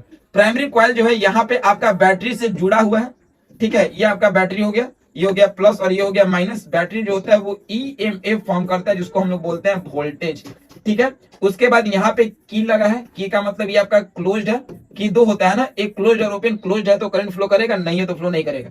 उसके बाद यहाँ पे आपका लग गया है वेरिएबल रेसिस्टेंस। वेरिएबल रेसिस्टेंस क्यों लगा है, आप लोग 10th में पढ़े होंगे इलेक्ट्रिसिटी में, जिसका नाम है रियोस्टेट। अगर कोई पूछेगा रियोस्टेट का मतलब क्या है, तो रियोस्टेट का मतलब होता है वेरिएबल रेसिस्टेंस। इसका मतलब क्या होता है, वेरिएबल रेसिस्टेंस। और ये कब लगता है, जब आपका करंट चेंज करता है, यानी जब किसी सर्किट में करंट चेंज करता है तो उस केस में वेरिएबल रेसिस्टेंस यानी रियोस्टेट लगाया जाता है, जो इस फॉर्म में होता है, ठीक है। हमने यहाँ पे रियोस्टेट भी लगा दिया, सर्किट क्लोज भी कर दिया, और यहाँ पे हमने यहाँ पे एक खूबसूरत था, ठीक है, गैल्वेनोमीटर लगा दिया। यहाँ पे हमने खूबसूरत सा एक क्या लगा दिया, गैल्वेनोमीटर। यहाँ पे हमारा ये गैल्वेनोमीटर हो गया, ठीक है, ये इस वायर से अटैच हो गया, ये प्लस और ये माइनस। एक और काम याद रखना कि गैल्वेनोमीटर क्या होता है। अगर कोई आपसे पूछेगा गैल्वेनोमीटर, तो गैल्वेनोमीटर का मेन काम है वीक करंट को डिटेक्ट करना, यानी कह सकते हो to detect the weak current. यानी ये वीक करंट को क्या करता है, डिटेक्ट करता है, पता कर लेता है, ठीक है, अब आइए, अब यहाँ पे अपना कॉन्सेप्ट को यहाँ पे दौड़ाइए और चीजों को समझिए। सबसे पहले यहाँ पे मैंने आपको क्या बताया, यहाँ पे मैंने आपको बताया कि दो कॉइल है, प्राइमरी कॉइल और सेकेंडरी कॉइल। ठीक है, दोनों आसपास में है, इसमें करंट सप्लाई कर रहा है, करंट हमारा चेंज कर रहा है, वैरी कर रहा है। सर्किट क्लोज है, क्लोज का मतलब यहाँ पे करंट सप्लाई करेगा और करंट चेंज कर रहा है, तो हम लोग यहाँ पे क्या लगाएंगे, रियोस्टेट। देखिए हम यहाँ पे क्या बोल रहे हैं, इस सर्किट में करंट जा रहा है। सबसे पहले मान लो कि करंट हमारे पास है 0 एम्पियर। ठीक है, समझो करंट हमारे पास है 0 एम्पियर, फिर 0.5 एम्पियर गया, फिर 1 एम्पियर गया, फिर 2 एम्पियर गया, फिर 3 एम्पियर गया, फिर 3.5 गया, 4 गया, 4.5 गया, 5 गया। यानी कहने का मतलब कि धीरे धीरे धीरे धीरे धीरे धीरे इसमें करंट जा रहा है। अब सोचना यहाँ पे कि जैसे इसमें धीरे धीरे धीरे धीरे धीरे धीरे धीरे धीरे करंट जा रहा है, तो करंट तो यहाँ पे चेंज कर रहा है, क्योंकि अभी आपको बताया कि अगर इसमें करंट 5 एम्पियर जा रहा है, तो करंट जो है वो स्टेडी नहीं है, एक जगह फिक्स नहीं है, करंट चेंज कर रहा है। तो जैसे यहाँ पे करंट आपका चेंज कर रहा है, 0, फिर 1 एम्पियर, फिर 2, फिर 2.5, फिर 3, फिर 4, फिर 4.5, फिर 5, यानी करंट जो है वो धीरे धीरे चेंज कर रहा है। तो जैसे ही करंट इसमें धीरे धीरे धीरे धीरे चेंज कर रहा है, तो इसमें भी धीरे धीरे धीरे धीरे मैग्नेटिक फील्ड में चेंजिंग होने लग रहा है। ठीक है, तो जब इसमें करंट चेंज कर रहा है, तो करंट चेंज करने से इसके अंदर मैग्नेटिक फील्ड प्रोड्यूस हो रहा है। और हालांकि जब इसमें करंट चेंज कर रहा है, तो इसमें भी मैग्नेटिक फील्ड चेंज कर रहा है। कब, जब ये करंट सप्लाई कर रहा है तब। और जब इसमें मैग्नेटिक फील्ड चेंज कर रहा है, तो मैग्नेटिक फील्ड चेंज करने के कारण ये गैल्वेनोमीटर जो है वो डिटेक्ट कर गया, वो थोड़ा सा मूव करने लगा, यानी इसमें प्रोड्यूस होने लगा क्या, इंड्यूस्ड करंट। यानी आपको ये पता चल रहा है कि हम लोग तो इसको जोड़े नहीं थे, लेकिन जब इसमें करंट गया, धीरे धीरे धीरे धीरे करंट जब चेंज कर रहा है, तो इसमें मैग्नेटिक फील्ड में चेंजिंग होने लग रहा है। और जब मैग्नेटिक फील्ड में चेंजिंग हो रहा है, तो इसमें इंड्यूस्ड करंट प्रोड्यूस हो रहा है, गैल्वेनोमीटर डिटेक्ट कर गया। यानी कहने का मतलब आपको यह समझ में आ रहा है कि जब सर्किट क्लोज था तो ऐसा कंडीशन हुआ, और जब सर्किट ओपन होगा तो इसका कहानी जस्ट उल्टा हो जाएगा। ठीक है, उल्टा का मतलब क्या है कि यहाँ पे फिर करंट बंद हो जाएगा और धीरे धीरे इसमें चेंजिंग होना शुरू हो जाएगा, और उसमें नापोगे तो यहाँ पे गैल्वेनोमीटर से चेक कर सकते हो। यानी भाई मेरा कहने का मतलब यही हुआ कि जो हमने टोटल 3 एक्सपेरिमेंट देखा, हमने ये जो टोटल 3 एक्सपेरिमेंट देखा, वो 3 एक्सपेरिमेंट का मतलब एक ही चीज निकल के सामने आ रहा है कि सारा का सारा जो चीजें था, पहला चीज कि वो इंटरलिंक्ड था। किससे इंटरलिंक्ड था, तो इंटरलिंक्ड था आपका क्लोज इलेक्ट्रिकल सर्किट से, क्लोज इलेक्ट्रिकल सर्किट से सारा का सारा इंटरलिंक था।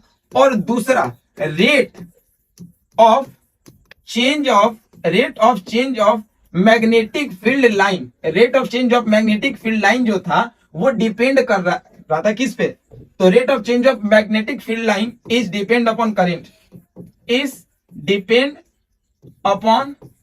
करंट, यानी वो करंट पे आपका क्या कर रहा था, डिपेंड कर रहा था, और इसके चलते प्रोड्यूस हो रहा था क्या, आपका इंड्यूस्ड करंट।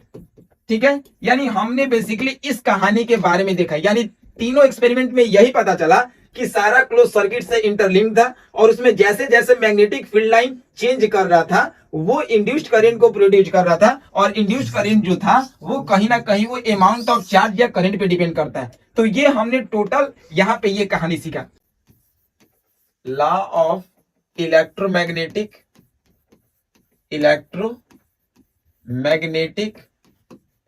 इंडक्शन। यानी सबसे पहले अब हम लोग देखेंगे नए टॉपिक में, जब हम लोग एंट्री करते हैं तो एक इलेक्ट्रोमैग्नेटिक इंडक्शन का लॉ, तो आपको पता होगा कि बेसिकली 2 लॉ है। ठीक है ना, 2 लॉ है इलेक्ट्रोमैग्नेटिक इंडक्शन के लिए। तो हम लोग यहाँ पे लिख सकते हैं there are two law for the electromagnetic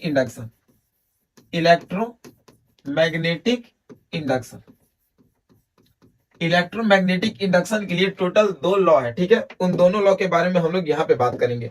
सबसे पहला हम लोग देखेंगे Faraday law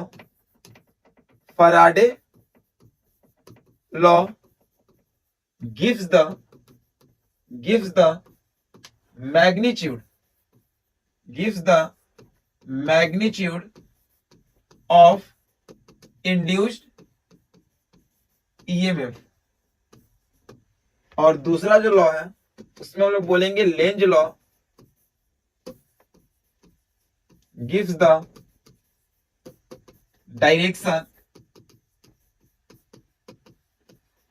of induced EMF.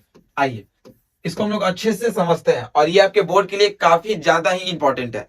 सबसे पहला हम लोग के पास है कि इलेक्ट्रोमैग्नेटिक इंडक्शन का टोटल लॉ कितने होते हैं।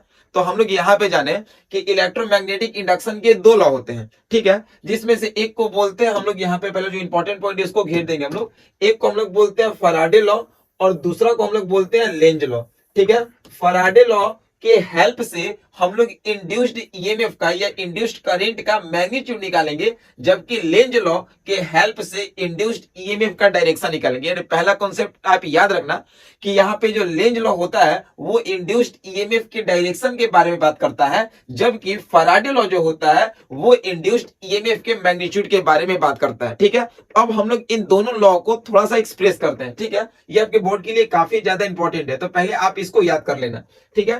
तो अब हम लोग बात करते हैं यहाँ पे फर्स्ट लॉ। अब हम लोग यहाँ पे बात करते हैं फर्स्ट लॉ के बारे में, यानी Faraday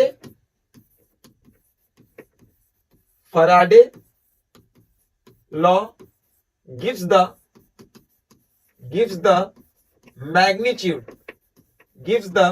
magnitude of induced EMF. आइए इसके बारे में अब सभी लोग थोड़ा ध्यान से देखिए। फैराडे लॉ क्या बताए थे, तो इंड्यूस्ड ईएमएफ का मैग्नीट्यूड बताए थे। इसको हम लोग कैसे समझेंगे चीजों के बारे में, तो यहां पे आपको ध्यान देना होगा। The magnetic flux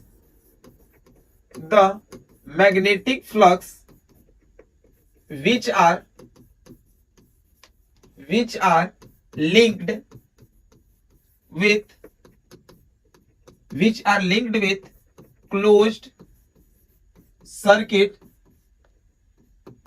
magnetic flux which are linked with closed circuit and the induced current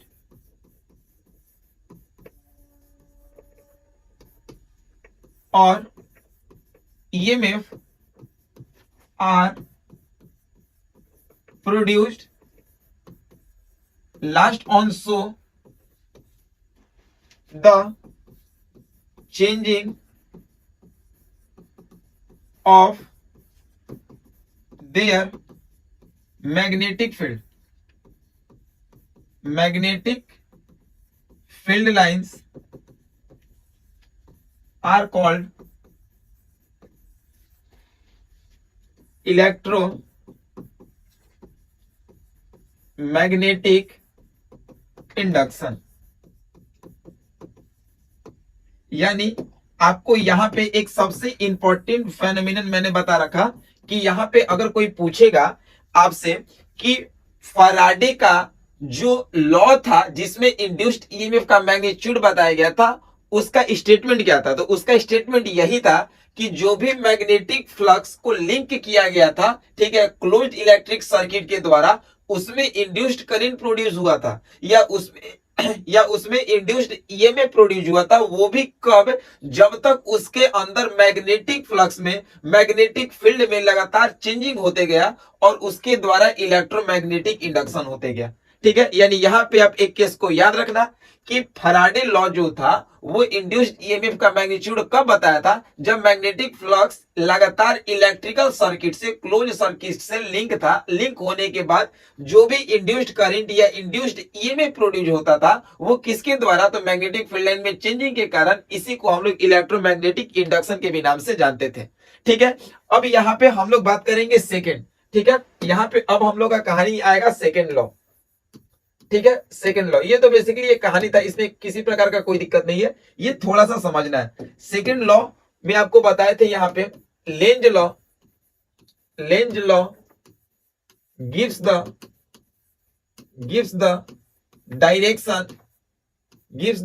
direction of induced EMF. ये थोड़ा सा समझिए, ये थोड़ा सा कॉन्सेप्चुअल है कहानी, वो तो एक, उसमें आप बेसिकली अगर एक काम कर देते हो ना, इलेक्ट्रोमैग्नेटिक इंडक्शन का डिफिनेशन भी लिख देते हो, तो मैग्नीट्यूड के लिए फैराडे लॉ जो है वो वैलिड हो जाएगा। जो कॉन्सेप्ट आपको समझना है वो यहाँ पे समझना है लेंज लॉ के लिए। लेंज लॉ क्या बताता है, तो ये इंड्यूस्ड ईएमएफ का डायरेक्शन बताता है। इसको हम लोग कैसे लिखेंगे, तो इसको हम लोग लिख सकते हैं, इसको हम लोग लिख सकते हैं the induced current, the induced current produced, the induced current produced in a closed circuit is equal to the rate of change of magnetic field lines. सबसे तगड़ा, सबसे सटीक, यानी लेंज लॉ था वो क्या बताया, तो वो इंड्यूस्ड ईएमएफ का डायरेक्शन बताया। कैसे आपको पता चला, कि यहां पे हम लोग सबसे पहले क्या किए कि जो भी इंड्यूस्ड करंट प्रोड्यूस्ड हो रहा है क्लोज सर्किट में, वो इक्वल होता है किसके, rate of change of magnetic field lines. अब बताइए, rate of change of magnetic field line, तो मैग्नेटिक फील्ड लाइन में जब चेंजिंग होगा तो फ्लक्स बोलेंगे, और flux with respect to time, यानी यहां पे हम लोग कह सकते हैं d phi by d t, यानी यहां पे मैग्नेटिक फील्ड लाइन में चेंजिंग हो रहा है, और जहां पे मैग्नेटिक फील्ड लाइन में चेंजिंग होता है वहां पे मैग्नेटिक फ्लक्स होता है, और रेट लग गया मतलब बटे टाइम हो गया। और इसको हम लोग कहते हैं ई, यानी ई का मतलब यहां पे आप इसको ऐसे भी लिख सकते हो, या इसको आप ऐसे भी लिख सकते हो, ठीक है। इसको हम लोग मॉडुलस के भी नाम से जानते हैं, इसको हम लोग मॉडुलस, ठीक है, इसको हम लोग मॉडुलस के भी नाम से जानते हैं। तो ये हो जाएगा d phi by d t. यानी यहां पे आपको ये समझ में आया अभी तक कि जो भी इंड्यूस्ड करंट प्रोड्यूस हो रहा है किसी भी क्लोज सर्किट में, वो इक्वल होता है rate of change of magnetic field lines, और जहां पे मैग्नेटिक फील्ड लाइन में चेंजिंग होता है उसको हम लोग मैग्नेटिक फ्लक्स बोलते हैं, और यहाँ पे रेट लग गया मतलब बटे टाइम, ये इक्वल होता है किसके, तो इसको हम लोग बोलते हैं modulus d phi by d t. लेकिन यहाँ पे लेंज लॉ है, और लेंज लॉ जो है वो बेसिकली बिहेव करता है डायरेक्शन के लिए। तो अब यहाँ पे सबसे इंपॉर्टेंट कॉन्सेप्ट निकल के सामने आ रहा है, पहले तो आप इसको लिख लो, ठीक है, ये आपका मैग्नीट्यूड के लिए होगा, इसको तो पहले लिख लो। जब हम लोग लेंज लॉ का बात करेंगे तो यहाँ पे जो मॉडुलस होगा वो इक्वल टू हो जाएगा, ठीक है।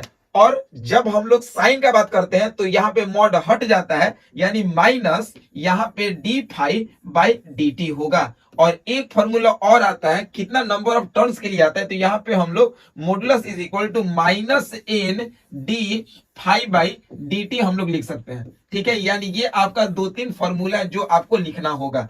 अब सबसे मजे की बात है कि इसमें लेंज लॉ का एंट्री क्यों हुआ, तो लेंज लॉ ये बताता है कि जो भी आपका मैग्नेटिक फ्लक्स में चेंजिंग हो रहा है, अगर मैग्नेटिक फ्लक्स में चेंजिंग ज्यादा हो रहा है तो ये इसको कम करेगा। यानी ये जो माइनस साइन है पूरा का पूरा अपोज करने का काम करता है। मैग्नेटिक फ्लक्स ज्यादा तो वो उसको कम करने का काम करेगा, अगर मैग्नेटिक फ्लक्स कम तो ये इसको और ज्यादा करने का काम करता है। यानी लेंज लॉ जो है वो माइनस साइन इंडिकेट डायरेक्शन को करता है, और ये सिंपल सा चीज इंड्यूस्ड करंट की घटना को चेंज करता है। अगर इसका कंडीशन ज्यादा हो रहा है तो ये निगेटिव साइन जो होता है उसको कम करेगा, और इसका कंडीशन अगर कम हो रहा है तो ये निगेटिव साइन उसको ज्यादा करेगा। यानी मैंने बार बार एक चीज के ऊपर फोकस आउट कर रखा है कि ये जो निगेटिव साइन है इसके इफेक्ट को, चेंज इन मैग्नेटिक फ्लक्स के घटना को ये अपोज करता है। यहाँ पे चीजें अगर ज्यादा होंगी तो ये उसको कम करेगा, अगर यहाँ पे चीजें कम होंगी तो वो उसको बढ़ा देगा, यानी पूरा का पूरा अपोज करता है लेंज लॉ। तो यहाँ पे एक चीज आप लिख सकते हो, इतना लिखने के बाद, ठीक है, आप यहाँ पे नोट दे के लिख लेना। आप यहाँ पे नोट दे के एक इंपॉर्टेंट पॉइंट लिख लेना, क्या, कि the negative sign which indicate the negative sign indicate कर रहा है the opposite of magnetic flux, the opposite of magnetic flux, and it is just opposite sign to relate to each other. यानी यहाँ पे हम आपको बता रहे हैं कि जो निगेटिव साइन है वो मैग्नेटिक फ्लक्स को अपोज कर रहा है। ठीक है, ये जो निगेटिव साइन आप देख रहे हो वो पूरे के पूरे मैग्नेटिक फ्लक्स को अपोज कर रहा है। अगर यहाँ पे घटना बढ़ता है तो उसको घटाएगा, अगर घटता है तो उसको बढ़ाएगा। यानी इस पूरी चीजों को पहले एक बार अच्छे से माइंड में सेटअप करो। लेंज लॉ जो होता है वो इंड्यूस्ड ईएमएफ के डायरेक्शन के बारे में बताता है। ठीक है, डायरेक्शन यहाँ पे कौन बताया, माइनस बताया। तो इंड्यूस्ड करंट प्रोड्यूस जो होता है क्लोज्ड सर्किट में वो इक्वल होता है किसके, rate of change of magnetic field line. यानी इंड्यूस्ड करंट जो भी प्रोड्यूस्ड हो रहा है किसमें, क्लोज्ड सर्किट में, is equal to the rate of change of magnetic field line. ठीक है, हम बताएं यहाँ पे modulus E is equal to d phi by d t. यानी डी फाई का मतलब क्या है कि मैग्नेटिक फील्ड लाइन में चेंजिंग हो रहा है with respect to the Passage of time, तो इसको हम लोग बोलेंगे मैग्नेटिक फ्लक्स। तो मैग्नेटिक फ्लक्स जो हो रहा है वो इक्वल हो गया किसके, इंड्यूस्ड करंट के। तो यहाँ पे इंड्यूस्ड करंट के जब इक्वल हो गया तो यहाँ पे जब माइनस लगाएंगे तभी तो लेंज लॉ का भी इंपॉर्टेंस होगा ना।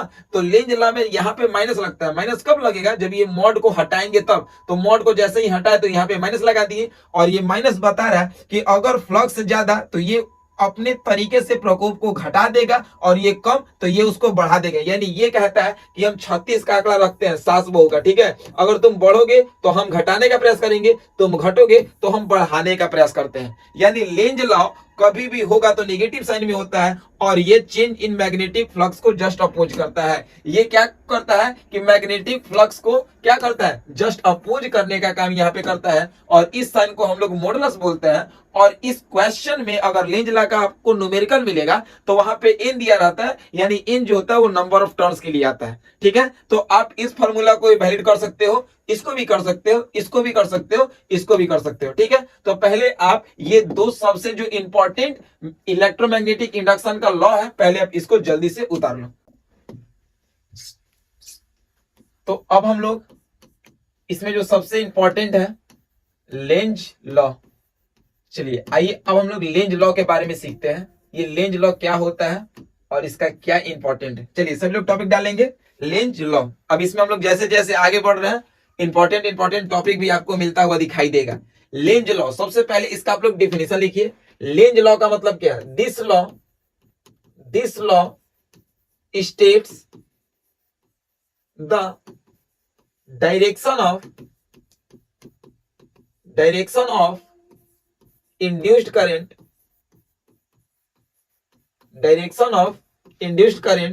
and it also opposes the magnetic flux। एकदम सबसे तगड़ा डिफिनेशन यहाँ पे हुआ। लेंज लॉ हम लोग किसको कहेंगे, तो लेंज लॉ ये बताता है इंड्यूस्ड करंट के डायरेक्शन के बारे में, और ये मैग्नेटिक फ्लक्स को अपोज करने का काम करता है। इसी को हम लोग लेंज लॉ बोलते हैं। यानी Lenz law states the direction of induced current and it opposes the magnetic flux. आइए अब इसका हम लोग एक्सप्लेनेशन लेते हैं, तगड़ा वाला एकदम। इसका एक्सप्लेनेशन लेते हैं हम लोग। सबसे पहले हम लोग यहाँ पे क्या करेंगे कि सबसे पहले हम लोग के पास एक मैग्नेट है। सबसे पहले एक मैग्नेट है। ये मैग्नेट का नॉर्थ पोल हो गया और ये मैग्नेट का साउथ पोल हो गया। ठीक है, उसके बाद आपके पास एक कॉइल है। और इस कॉइल के पास क्या है, गैल्वेनोमीटर है। गैल्वेनोमीटर क्या होता है कि जो आपको डिटेक्ट कर दे कि इसमें करंट सप्लाई कर रहा है कि नहीं। यहां तक आपको क्लियर है। अब सोच के बताइएगा, यहाँ पे जब ये मैग्नेट इधर की ओर मूव करेगा, यानी यहाँ पे आपका मैग्नेट मूव कर रहा है, एकदम यहाँ पे आहिस्ता आहिस्ता हम लोग बढ़ेंगे। यहाँ पे आपका मैग्नेट मूव कर रहा है, तो जैसे ही मैग्नेट इधर की ओर आएगा, ये आपका कॉइल है। ठीक है, जब भी मैग्नेट आपका कॉइल की ओर आएगा तो निश्चित है कि मैग्नेटिक फील्ड लाइन यहाँ पे ज्यादा निकलेगा, और जब मैग्नेटिक फील्ड लाइन ज्यादा निकलेगा तो मैग्नेटिक फ्लक्स भी ज्यादा होगा। और लेंज लॉ बोला है कि मैग्नेटिक फ्लक्स को अपोज करना, यानी ये जैसे जैसे इसकी ओर आ रहा है मैग्नेटिक फील्ड लाइन बढ़ेगा, और मैग्नेटिक फील्ड लाइन बढ़ेगा तो मैग्नेटिक फ्लक्स बढ़ेगा। और मैग्नेटिक फ्लक्स को ये देखना नहीं चाहता है, ये अपोज उसको करेगा। और जैसे ये इसको अपोज करेगा तो अब ये करेगा क्या, इसके पास तो हाथ उतना ही है कि इसको थप्पड़ मार के इसको अपोज कर देगा। तो ये क्या करेगा कि ये अपना कुछ प्रभाव निकालेगा। तो यहाँ पे इसका प्रभाव यही है कि ये एक डायरेक्शन को इंडिकेट करता है, मतलब ये जो देखने में लग रहा है, ये आपको क्या लग रहा है, नॉर्थ, ठीक है। तो ये जो नॉर्थ है, मतलब ये नॉर्थ, तो ये अपने द्वारा ये नॉर्थ पोल को यहाँ पे एग्जिस्ट करता है। नॉर्थ पोल इसलिए एग्जिस्ट करता है कि ये चाह रहा था कि हम इसकी ओर जा रहे हैं तो मैग्नेटिक फील्ड लाइन में चेंजिंग ज्यादा हो, तो मैग्नेटिक फ्लक्स ज्यादा हो, लेकिन जैसे ही यहाँ पे ये क्वाइल के अंदर नॉर्थ पोल जनरेट हो गया तो नॉर्थ नॉर्थ क्या करेगा, एक दूसरे को रिपेल करेगा, और ये चाह रहा था कि मैग्नेटिक फ्लक्स ज्यादा हो, लेकिन इस घटना को वो क्या कर दिया, अपोज कर दिया, ठीक है।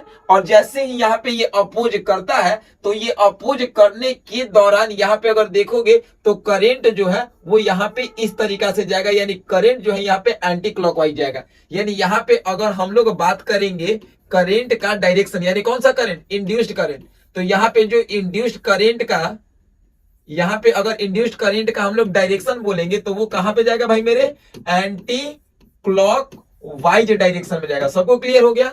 यानी जब हम लोग मैग्नेट को क्वाइल की ओर लेके जाते हैं तो मैग्नेटिक फ्लक्स बढ़ना चाहिए, और सब कोई चाहता है कि मैग्नेटिक फ्लक्स यहाँ पे बढ़े, लेकिन लेंज लॉ क्या करता है, अपने द्वारा एग्जिस्टेंस क्वाइल में ये नॉर्थ पोल को लगा देता है, और इसलिए कि वो उसको अपोज कर दे, और जैसे ही अपोज करता है तो ये जो डायरेक्शन है वो एंटी क्लॉकवाइज डायरेक्शन को फॉलो करता है, ठीक है। अब यहाँ पे सेकेंड केस क्या है, हम लोग के पास फिर एक क्वाइल है, ठीक है, हम लोग के पास फिर एक क्वाइल है, और ये क्वाइल होने के साथ साथ यहाँ पे हम लोग इसमें ऐड कर दे रहे हैं क्या, हम लोग इसमें ऐड कर दे रहे हैं गैल्वेनोमीटर, ठीक है, ये प्लस और ये माइनस हो गया। फिर हम लोग के पास एक यहाँ पे मैग्नेट है, ये हमारा नॉर्थ पोल है और ये हमारा साउथ पोल है, ठीक है, ये इसको कहीं से नहीं छोड़ता है, ठीक है, ये नॉर्थ पोल और ये साउथ पोल है। अब ये मैग्नेट यहाँ पे इधर मूव कर रहा था, अब ये चाह रहा है कि नहीं, अब हमको जब तुम अट्रैक्ट नहीं किए तो हमको तुमसे दूर होना है, ठीक है, तुमसे बिछड़ना है, तो ये अब इससे दूर भाग रहा है। तो ये दूर इसलिए भाग रहा है कि जब नजदीक जा रहे थे हम तो मैग्नेटिक फील्ड लाइन बढ़ रहा था, फ्लक्स ज्यादा हो रहा था, तो तुम अपोज करके भगा दिए, तुम हमको सटने नहीं दिए। तो ये क्या बोल रहा था कि अब हम तुमसे दूर जाएंगे, तो जैसे ये क्वाइल से दूर जाएगा तो मैग्नेटिक फील्ड लाइन भी इससे धीरे धीरे घटेगा पूरा, और जैसे मैग्नेटिक फील्ड लाइन अगर ये घटेगा तो इंड्यूस्ड करंट भी क्या होगा, घटेगा।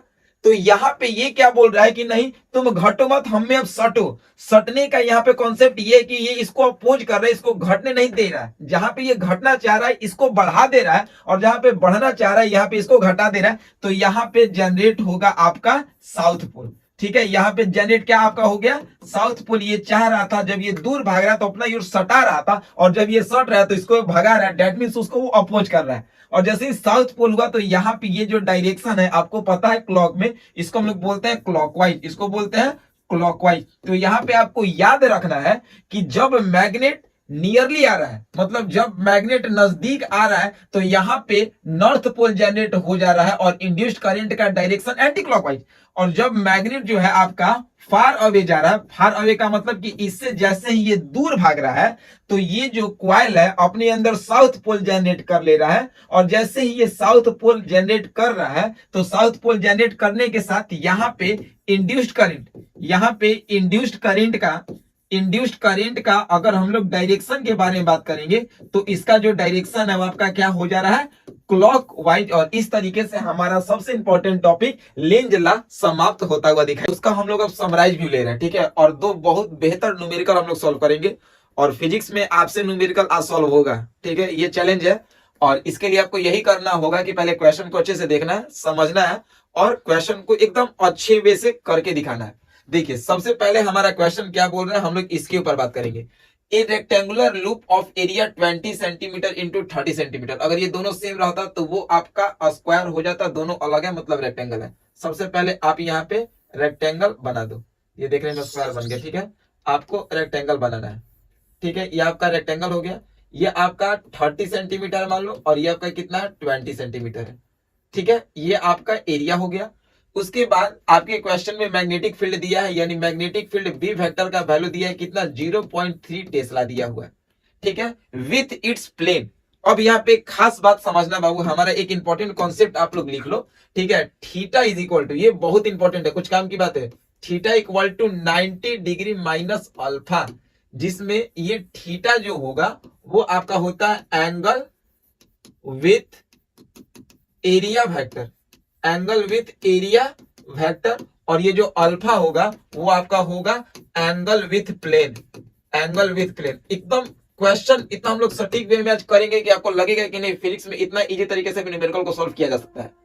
तो पहला आपको हम कॉन्सेप्ट सिखाएंगे theta equal to 90 degree minus alpha. Theta का मतलब एंगल विथ एरिया वेक्टर और अल्फा का मतलब एंगल विथ प्लेन। यानी आपका जो क्वेश्चन है वो किसके रिलेट करके है, प्लेन को रिलेट करके।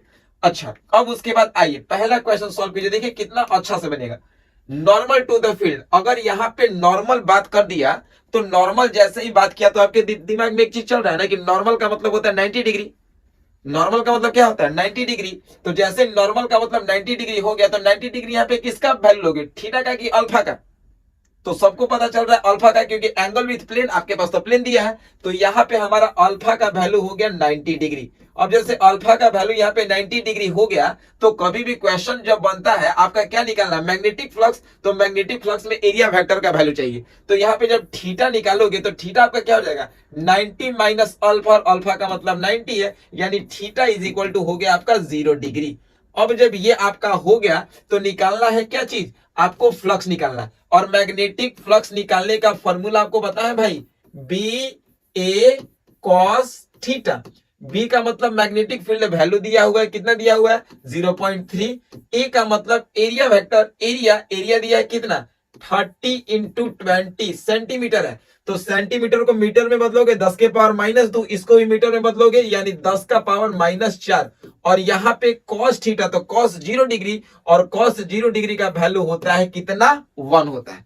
cos 0 का वैल्यू कितना होता है 1। अब जब इसको आप सॉल्व करोगे, ठीक है, मैग्नेटिक फ्लक्स का, तो कितना आएगा वैल्यू हमको जल्दी से बताओ। तो यहाँ पे देखो सबसे पहले हम लोग इसको 0.3 कर दे इंटू, ठीक है, यहाँ पे 3 दूनी के 6 कर दे इंटू 1010, 10 के पावर 2 कर दे इंटू 10 के पावर यहाँ पे -4। ठीक है, अब जब इसको हम लोग सॉल्व करेंगे, मैग्नेटिक फ्लक्स निकालेंगे, तो 6 गुने 0.3 गुने 6 कितना हो जाएगा 1.8 इंटू ये आपका हो जाएगा 2 और 4 है, तो प्लस माइनस माइनस आपका होगा, माइनस यहाँ पे बढ़ा तो यहाँ पे -2, और मैग्नेटिक फ्लक्स का यूनिट होता है वेबर। आपका पहला क्वेश्चन सटीक वे से बनता हुआ दिखाई देगा। क्लियर हो गया। यानी हम यहाँ पे क्या क्या किए, बहुत इजी है बाबू कॉन्सेप्ट, कुछ यहाँ पे हम लोग भारी काम नहीं कर रहे हैं। सबसे पहले आपके पास एरिया जो दिया हुआ है 20 30, हम लोग यहाँ पे रेक्टेंगुलर एरिया प्लॉट कर लिए 30 सेंटीमीटर 20 सेंटीमीटर। मैग्नेटिक फील्ड का वैल्यू दिया हुआ है 0.3 टेस्ला लिख लिए। और आपको पता है कि एक रिलेशन याद कर लो, theta equal to 90 minus alpha. Alpha का मतलब एंगल विथ प्लेन और थीटा का मतलब होता है एंगल विथ एरिया वेक्टर। तो आपका कहानी पूरे प्लेन के लिए है। पहला नॉर्मल, अगर नॉर्मल यहाँ पे बात कर रहा है तो नॉर्मल का मतलब कितना डिग्री, सबको पता है 90 डिग्री। तो यहाँ पे अल्फा का मतलब 90 और थीटा तो आपको निकालना पड़ेगा, क्योंकि मैग्नेटिक फ्लक्स निकालने के लिए फॉर्मूला होता है बी ए कॉस थीटा।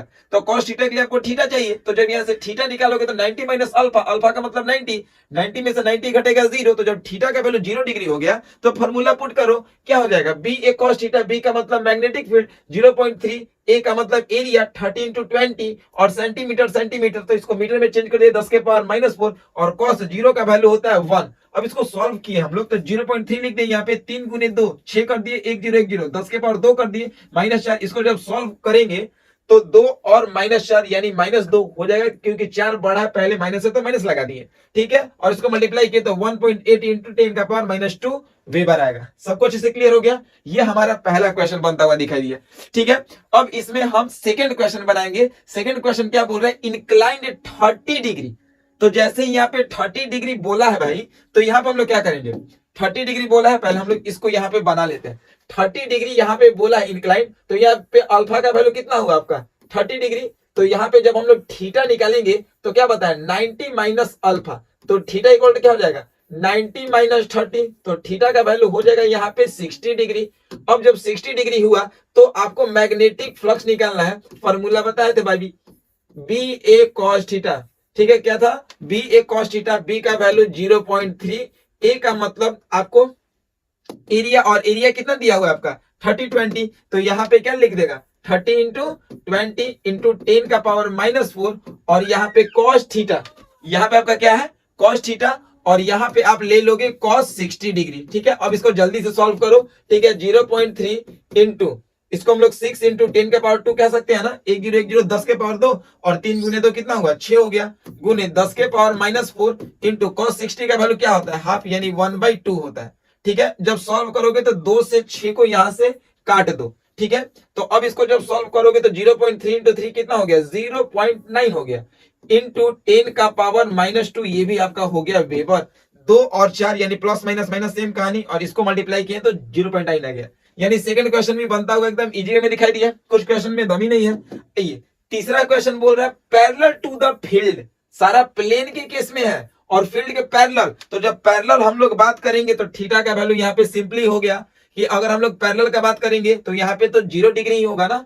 पैरेलल का जब बात करेंगे तो यहाँ पे डायरेक्ट आपका क्या हो गया, फील्ड के पैरेलल है तो यहाँ पे कहानी आपका क्या हो गया, थीटा का वैल्यू डायरेक्ट मिल गया 0 डिग्री। और जब 0 यहाँ पे मिल गया तो यहाँ पे मैग्नेटिक फ्लक्स का वैल्यू जो होगा वो हर हाल में क्या होगा, आपका 0 होगा।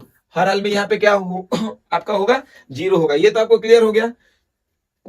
ये कैसे आपको क्लियर होगा, ये आपको हम बताया है ना, पैरेलल टू द फील्ड। अगर पैरेलल टू द फील्ड यहाँ पे निकालोगे, अगर यहाँ पे किसी को कंफ्यूजन हो रहा है तो यहाँ पे आप थोड़ा सा एक चीज को समझना, पैरेलल टू द फील्ड का बात करोगे तो एरिया वेक्टर जो होगा वो तो परपेंडिकुलर होगा। तो थीटा इक्वल टू 90 माइनस 90 अगर होगा, क्योंकि यहाँ पे आपका अल्फा का वैल्यू 90 डिग्री हो जाएगा। आप अगर चेक करोगे ध्यान से तो आपका यहाँ पे पैरेलल है, तो जब पैरेलल रहता है आपका मैग्नेटिक फील्ड तो एरिया वेक्टर परपेंडिकुलर होता है। तो यहाँ पे थीटा का वैल्यू जैसे यहाँ पे 90 डिग्री लोगे, ठीक है, सॉरी अल्फा का वैल्यू जैसे आप 90 डिग्री लोगे तो थीटा का वैल्यू आप निकालोगे तो 90 माइनस 90 कितना हो जाएगा, 0। इसको अच्छे से यहाँ पे लिख लो। अगर यहाँ पे आपको थोड़ा सा डाउट लग रहा है तो यहाँ पे इसको पहले अच्छे से आप लिख लो। यहाँ पे अल्फा का वैल्यू यहाँ पे 90 डिग्री होगा, और जैसे 90 डिग्री होगा तो थीटा का मतलब होता है 90 माइनस अल्फा। तो 90 माइनस 90 यानी थीटा का वैल्यू हो गया यहाँ पे कितना डिग्री, 0 डिग्री, ठीक है। थीटा का वैल्यू यहाँ पे कितना डिग्री हो गया, 0 डिग्री हो गया, ठीक है। नहीं नहीं नहीं, यहाँ पे कॉन्सेप्ट ये नहीं लगेगा, यहाँ पे उल्टा हो गया, उल्टा हो गया, उल्टा हो गया। क्वेश्चन को पहले एक बार देखो, यहाँ पे क्या बोला है, पैरेलल टू द फील्ड, ठीक है। यहाँ पे पैरेलल टू द फील्ड बोला है, तो जब पैरेलल टू द फील्ड बोला है तो यहाँ पे अल्फा का वैल्यू 0 होगा, ठीक है ना। पैरेलल टू द फील्ड का मतलब कि मैग्नेटिक फील्ड और एरिया वेक्टर, मैग्नेटिक फील्ड और यहाँ पे जो एरिया है वो दोनों पैरेलल है, यानी अल्फा का वैल्यू यहाँ पे 0 होगा। एकदम सिंपल सा कॉन्सेप्ट, हम लोग थोड़ा सा उसको कंफ्यूजन कर दिए, ठीक है। कुछ नहीं करना है, पैरेलल टू द फील्ड है और यहाँ पे प्लेन है, तो जैसे ही पैरेलल का यहाँ पे बात किया है तो पैरेलल के लिए आप यहाँ पे क्या कर दोगे, अल्फा का वैल्यू 0 तो यहाँ पे थीटा निकालो, 90 माइनस अल्फा तो यहाँ पे थीटा का वैल्यू होगा 90 माइनस 0, तो यहाँ पे थीटा का वैल्यू हो जाएगा 90। और जैसे ही हम लोग 90 का बात करते हैं तो यहाँ पे जब हम लोग निकालेंगे मैग्नेटिक फ्लक्स तो ये हो जाएगा BA cos थीटा, और आपको पता है कि cos 90 का वैल्यू होता है 0, तो ये पूरा का पूरा कहानी आपका हो जाएगा 0, ठीक है। तो आपको ये 3 क्वेश्चन का आंसर पता चल गया। आइए अब एक बढ़िया क्वेश्चन हम लोग फिर लेते हैं यहाँ पे कि magnetic flux through a coil perpendicular to the plane is varying according to the relation. Phi का वैल्यू दिया हुआ है, इंड्यूस्ड करंट निकालना है, ठीक है, इतने टाइम पे, और रेसिस्टेंस दिया है कॉइल का। सबसे पहले यहाँ पे देखिए आपको पढ़ाया गया है मॉडुलस यानी ई का फॉर्मूला बताया है गया है d phi by d t, यही बात बताया गया है। तो यहाँ पे डी लिखो, फाई का वैल्यू आपके पास दिया हुआ है कितना, 5t का क्यूब प्लस 4t का स्क्वायर प्लस 2t माइनस 5। जब इसका डिफरेंशिएशन करोगे dt के रिस्पेक्ट में तो क्या होगा, सेम का सेम ही में होता है। तो आपका 5t का क्यूब, इसका जब डिफरेंशिएशन करोगे तो ये पहले आएगा, तो प्लस ये कितना हो जाएगा 15t का स्क्वायर, एक घट जाता है, प्लस ये पहले आएगा 4 2 जा 8, एक घट जाता है पावर t हो गया, प्लस 2t का क्या होगा 2 कांस्टेंट का हो गया 0, ठीक है, ये हो गया। अब यहाँ पे बोला है कि टाइम का वैल्यू 2 सेकंड पुट करने के लिए, तो जब टाइम का वैल्यू 2 सेकंड पुट करोगे तो क्या हो जाएगा 15 गुने 2 का स्क्वायर प्लस 8 इंटू 2 और प्लस 2। जल्दी से सॉल्व करो, बताओ 2 का स्क्वायर 4, 15 चौके 60 और प्लस 8 दूनी के 16 और प्लस 2 18, तो 60 और 18 आप अगर जोड़ोगे तो 78 आएगा। तो यहाँ पे आपका ई का वैल्यू कितना आ गया, 78 आ गया। अब जब यहाँ पे आप इंड्यूस्ड करंट निकालोगे तो I इक्वल टू होता है E बाई R। E का वैल्यू आ गया 78 और R का वैल्यू आपके पास 5 है। तो 78/5 को जब आप सॉल्व करोगे यहाँ पे 78/5 को तो क्या होगा, जल्दी सॉल्व करके बताओ। यहाँ पे 5 1 जा 5, ठीक है, 2 बच गया, 50 25, 3 5 6 30, यानी 15.6, ठीक है। और करंट है तो यहाँ पे आपका आ गया एम्पियर। यानी सबको ये क्लियर होता हुआ दिखाई दिया। यानी हम लोग ने अभी ये 2 वेरियस टाइप्स ऑफ क्वेश्चन देखे और बहुत ही तगड़े ढंग से इस क्वेश्चन को हम लोग सॉल्व किए, ठीक है। पहला पीस को सॉल्व करो। फोर्स के द्वारा भी मोशनल ईएमएफ का वैल्यू निकल सकता है। ठीक है, आइए पहले आप डायग्राम को समझे, डायग्राम क्लियर होगा तो लैंग्वेज में कोई दिक्कत होता ही नहीं है। सबसे पहले ये आपका जो है ये पीक्यू जो है वो एक प्रकार का रेल है। ठीक है, पीक्यू जो है वो एक प्रकार का क्या है, रेल है, यानी पीक्यू जो है वो आपका एक प्रकार का रेल हो गया। ठीक है ना, और ये आपका इसमें करंट सप्लाई कर रहा है, यानी इसमें आई सप्लाई कर रहा है, करंट यहाँ पे ऊपर जा रहा है, यहाँ पे करंट आपका इधर जा रहा है। ठीक है, जब करंट जा रहा है तो इसको हम लोग क्या कह सकते हैं, सिंपली, यानी इसको हम लोग यहाँ पे कंडक्टर कह सकते हैं। ठीक है, ये आपका रॉड है, ये आपका क्या है, रॉड है, जो आपका ये मोशन करेगा, ये आपका रॉड है जो क्या करेगा, मोशन करेगा। ये एक्स का मतलब, इसका मतलब आप समझना है, इसका मतलब ये होता है कि जो आपका यहाँ पे मैग्नेटिक फील्ड है वो मैग्नेटिक फील्ड आपका इनवर्ड है, यानी मैग्नेटिक फील्ड जो है वो इनवर्ड है। ठीक है, इसका जो लेंथ है वो एल है और ब्रेथ जो है वो एक्स है। ठीक है, पूरा डायग्राम आपके दिमाग में छप गया। क्या क्या बताने का प्रयास किए, सबसे पहले एक हम लोग रेल लिए, रेल का मतलब ये पीक्यू जो है वो आपका एक कंडक्टर है, इस कंडक्टर के बीच में हम लोग एक रॉड को प्लेस्ड किए, रॉड को मान लो पी और एक्स और एक्स नहीं ए और बी मान लो रॉड है, जो ये रॉड जो है वो आपका मोशन करेगा। मैग्नेटिक फील्ड जो है वो अंदर की ओर लग रहा है, लेंथ इसका एल है, ब्रेथ आपका एक्स है। यानी motional EMF from Faraday law जब हम लोग प्रूफ करने जाएंगे तो इसका मतलब यही होता है कि जब आपके पास ये कंडक्टर है और इस कंडक्टर में जब मोशन हो रहा है और ये मोशन किसके अंदर हो रहा है, मैग्नेटिक फील्ड के अंदर, तो ये जो है मोशनल ईएमएफ प्रोड्यूस करेगा। ठीक है, आपको क्लियर हुआ।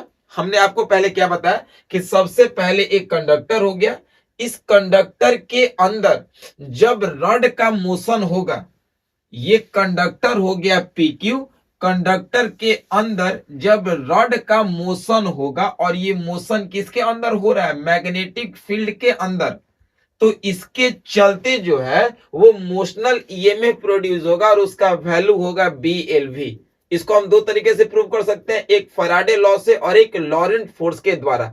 यानी मोशनल ईएमएफ का मतलब क्या आपको आप समझा है कि the EMF induced across the end of a conductor, यानी ईएमएफ इंड्यूस जो होता है वो प्रोड्यूस होता है कहां पे, कंडक्टर के एंड में, और ये भी कब, जब मैग्नेटिक फील्ड के अंदर मोशन होता है तब। यानी आपको हम बार बार वही समझाने का प्रयास कर रहे हैं कि सबसे पहले आपके पास एक प्रकार का क्या है, कंडक्टर है, कंडक्टर के अंदर एक रॉड रखे हैं, रॉड का मोशन होगा और ये प्लेस्ड है किस में, मैग्नेटिक फील्ड के अंदर, तो इनके चलते यहाँ पे मोशनल ईएमएफ, मोशनल का मतलब कि कंडक्टर के अंदर जो रॉड है वो मोशन कर रहा है और इसके चलते यहाँ पे इंड्यूस्ड आपका ईएमएफ प्रोड्यूस हो रहा है और इसका वैल्यू होता है BLV। ठीक है, आइए अब हम लोग इसको मिलके प्रूव करते हैं, एकदम इजी कॉन्सेप्ट है।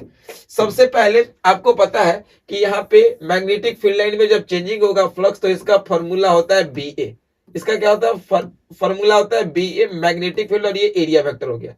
अब जब यहाँ पे B हो गया और यहाँ पे ए का मतलब एरिया, तो एरिया का मतलब लेंथ इनटू ब्रेथ, तो यहाँ पे हम लोग क्या लिख सकते हैं, L इनटू एक्स लिख सकते हैं। यहाँ पे सभी को क्लियर है। अब जब हम लोग यहाँ पे बात करेंगे ई का, मॉडुलस का बात करेंगे, तो जब हम लोग मॉडुलस का यहाँ पे बात करते हैं, यानी जैसे ही हम लोग जब यहाँ पे ई का बात करते हैं तो ई का आपको फॉर्मूला बताए थे क्या, d phi by d t. क्या आपको बताए थे, d phi by d t. यानी सिंपली अगर हम लोग यहाँ पे ई का बात करते हैं तो ये क्या था, formula minus d phi by d t. अब यहाँ पे थोड़ा सा समझना है, यहाँ पे आपको थोड़ा सा समझना है।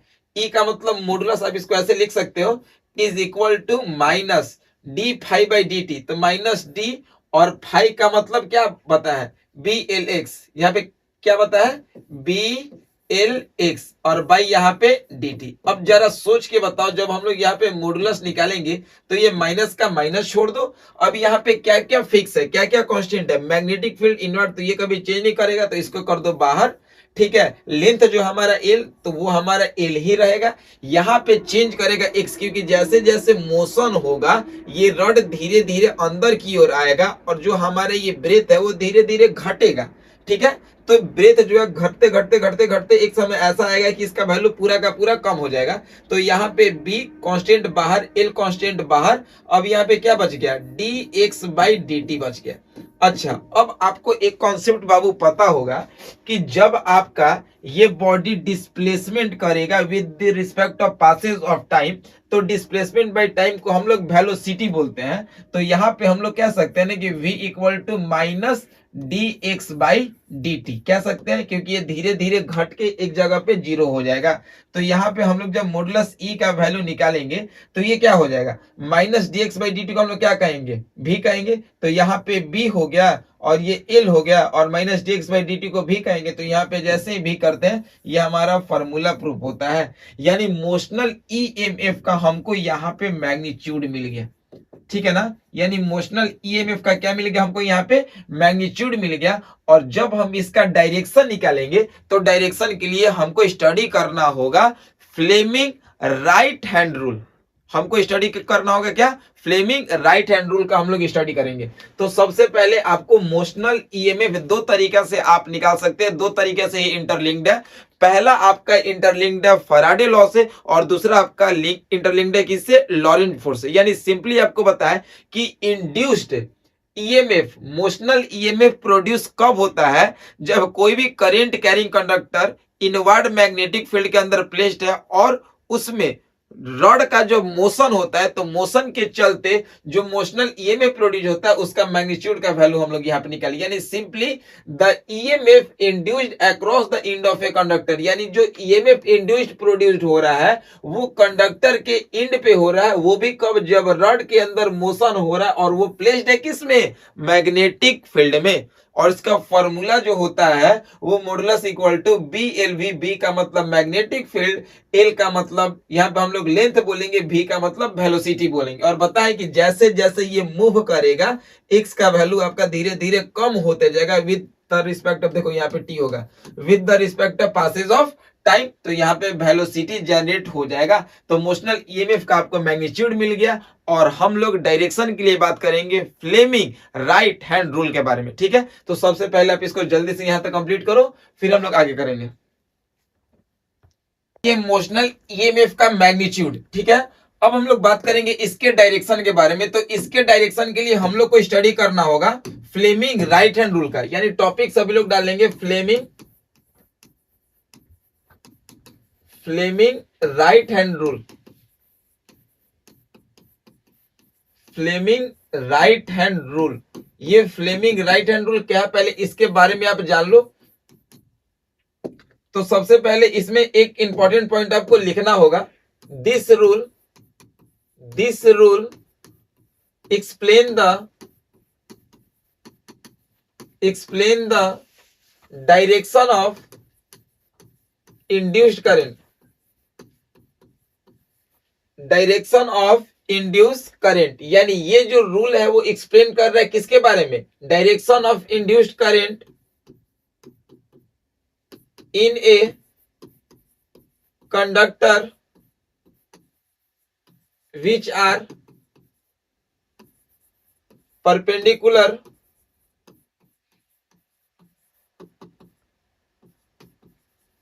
To their magnetic field. चलिए अब इसको ये थोड़ा सा समझ लीजिए। अभी आपको हम क्या बताएं कि फ्लेमिंग राइट हैंड रूल क्या है। तो पहला चीज आपको याद रखना है कि फ्लेमिंग राइट हैंड रूल जो है वो आपका इंड्यूस्ड करंट का क्या बता रहा है, डायरेक्शन, ठीक है। तो इंड्यूस्ड करंट का डायरेक्शन निकालने के लिए हम लोग फ्लेमिंग राइट हैंड रूल का स्टडी करेंगे। ये रूल जो है वो एक्सप्लेन करता है किसके बारे में, किसके बारे में भाई, तो ये बताता है इंड्यूस्ड करंट का डायरेक्शन किसमें, किसी भी कंडक्टर में जो आपका मैग्नेटिक फील्ड के परपेंडिकुलर हो, ठीक है। अब देखिए फ्लेमिंग राइट हैंड रूल का कॉन्सेप्ट यहाँ पे क्लियर करो। तो जब फ्लेमिंग राइट हैंड रूल का कॉन्सेप्ट यहाँ पे आप क्लियर करोगे तो देखो सबसे पहले आपको क्या करना है, ठीक है। आपको पता है ये लेफ्ट और ये राइट, ठीक है। राइट हैंड में आपका जो थंब है, फर्स्ट फिंगर सेकंड फिंगर, इसको स्ट्रेच करो। आप जैसे इसको स्ट्रेच कर रहे हो राइट हैंड थंब रूल में, ठीक है, तो जैसे ही आप इसको स्ट्रेच कर रहे हो तो ऊपर वाला जो है वो आपको फोर्स या मोशन के बारे में बात करता है। फर्स्ट फिंगर जो होता है वो मैग्नेटिक फील्ड, और जो सेकंड यानी मिडिल फिंगर जो होता है वो इंड्यूस्ड करंट। देखो एफ बी आई, यानी आप इसको फोर्स या मोशन, इसको मैग्नेटिक फील्ड और इसको आप इंड्यूस्ड करंट के नाम से समझ सकते हो। यानी यहाँ पे आप याद रखना कि जो आपका राइट थंब होता है, राइट जो आपका थंब होगा वो आपका डायरेक्शन देगा फोर्स का या फिर किसका, मोशन का। यानी फोर्स या मोशन का आपको ये डायरेक्शन देता है। उसके बाद जो फर्स्ट फिंगर होता है, फर्स्ट फिंगर जो होता है वो आपको देता है डायरेक्शन ऑफ मैग्नेटिक फील्ड, और जो आपका सेकंड फिंगर होता है, सेकंड फिंगर जो आपका होता है वो आपको बताता है direction of induced current, direction of induced current. अभी हम लोगों ने मोशनल वाला देखा ना, ठीक है, मोशनल ईएमएफ इलेक्ट्रोमोटिव फोर्स वाला, इसी के बारे में बात कर रहे हैं। तो अगर आपको डायरेक्शन के बारे में जानना होगा तो वो राइट थंब डायरेक्शन फोर्स का, ये मोशन का बताता है, मैग्नेटिक फील्ड फर्स्ट फिंगर, और सेकंड फिंगर जो होता है वो इंड्यूस्ड करंट। तो सबसे पहले आप यहाँ पे इसको थोड़ा सा एक कहानी के तरीके से समझ लो। अगर आपको फ्लेमिंग राइट हैंड रूल करना होगा तो सबसे पहले आप राइट हैंड में थंब को, फर्स्ट फिंगर को और सेकंड फिंगर को स्ट्रेच करो। स्ट्रेच करोगे तो ये देखो, ये तीनों एक दूसरे के म्यूचुअली परपेंडिकुलर है, ठीक है, जिसमें ये बता रहा है फोर्स, ये बता रहा है मैग्नेटिक फील्ड, ये बता रहा है इंड्यूस्ड करंट, तीनों एक दूसरे के आपका ये क्या होगा, म्यूचुअली परपेंडिकुलर होगा। अब इसमें आप जरा ध्यान से देखो, इसमें अपने कॉन्सेप्ट को लगाओ। अगर आपका मोशन ऊपर हो रहा है तो मैग्नेटिक फील्ड आपका इधर जा रहा है, और मैग्नेटिक फील्ड जब इधर जा रहा है तो इंड्यूस्ड करंट जो जाएगा वो कहां जाएगा, देख लो, इंड्यूस्ड करंट जो जाएगा वो नीचे जाएगा ना। इस ढंग से आप लोग देख लो, ये ऊपर जा रहा है तो ये वाला जो जा रहा है वो इधर बाहर की ओर आ रहा है, तो यहाँ पे आपका इंड्यूस्ड करंट जो हो रहा है वो बाहर की ओर जा रहा है। सभी को क्लियर हो गया? यानी मैग्नेटिक फील्ड इधर, फोर्स या मोशन ऊपर, तो जो इंड्यूस्ड करंट है वो बाहर की ओर जाएगा। अब यहाँ पे तो बाहर तो हम लोग दिखा नहीं सकते हैं, ठीक है, क्योंकि ये तो प्लेन है, ठीक है, और स्ट्रक्चर जो है ये आप पे तो 3D में आ रहा है, तो इंड्यूस्ड करंट जो जाएगा वो बाहर की ओर जाएगा। क्लियर आपको हो गया? तो ये आपका कंप्लीटली खत्म हुआ Fleming right hand thumb rule, ठीक है। पहले आप यहां तक इसको अच्छे से क्लियर करो, फिर हम लोग अभी आगे करेंगे, ठीक है। आगे आपका जो टॉपिक होगा वो सेल्फ इंडक्टेंस, म्यूचुअल इंडक्टेंस, ये सारे टॉपिक हम लोग कवर करेंगे, फिर हम लोग ये chapter complete one shot revision खत्म। तो अभी तक हम लोग इलेक्ट्रोमैग्नेटिक इंडक्शन के चैप्टर में काफी कुछ सीख चुके हैं, और अब हम लोग के पास एनसीईआरटी का एक तगड़ा तगड़ा क्वेश्चन है, ठीक है। हम लोग इसको करेंगे और इसको करने के बाद आप एनसीईआरटी के सारे क्वेश्चन को कंप्लीट करेंगे। यानी ये तो आपके साथ चैलेंज है कि पूरा का पूरा फिजिक्स आपको कंप्लीट करा के दिया जाएगा। और सबसे खास बात कि चैप्टर को इस तरीके से डेमोन्स्ट्रेट किया गया है कि ताकि आपको चीजें कम समय में ज्यादा समझ में आए। तो उसके लिए आपको वन शॉट रिवीजन है, और रात भी काफी हो चुका है, तो हम लोग इसको पहले जल्दी से खत्म करते हैं और ये एनसीईआरटी के क्वेश्चन को पहले सॉल्व करते हैं। पहला क्वेश्चन हम लोग के पास एनसीईआरटी का एक है कि an aircraft with a wing span of 40 metre flies with a speed of 1080 kilometre per hour. यानी अगर आप एयरक्राफ्ट को देख रहे हो तो ये जो दोनों विंग होता है ना, दोनों जो पंखा होता है, ठीक है, दोनों विंग का स्पैन यानी दोनों का लंबाई जो है वो 40 मीटर है। यानी आपके क्वेश्चन के अकॉर्डिंग लेंथ का जो वैल्यू हो गया वो कितना हो गया, 40 मीटर हो गया, ठीक है।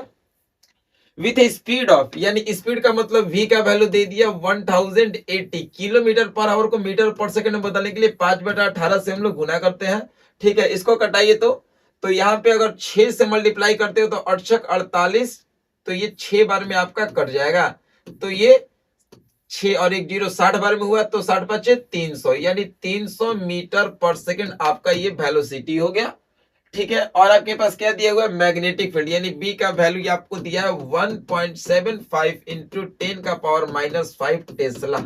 टेस्ला नहीं है, ये टेस्ला है, ठीक है। चलो अब यहाँ पे आपको निकालना है क्या चीज, ईएमएफ।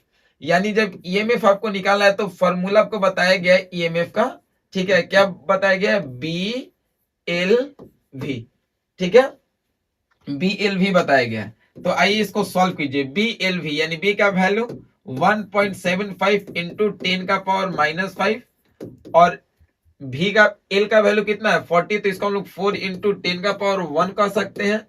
और यहाँ पे v का वैल्यू कितना है 300, तो इसको हम लोग 3 इंटू 10 का पावर 2 कह सकते हैं। क्लियर है सभी को ना?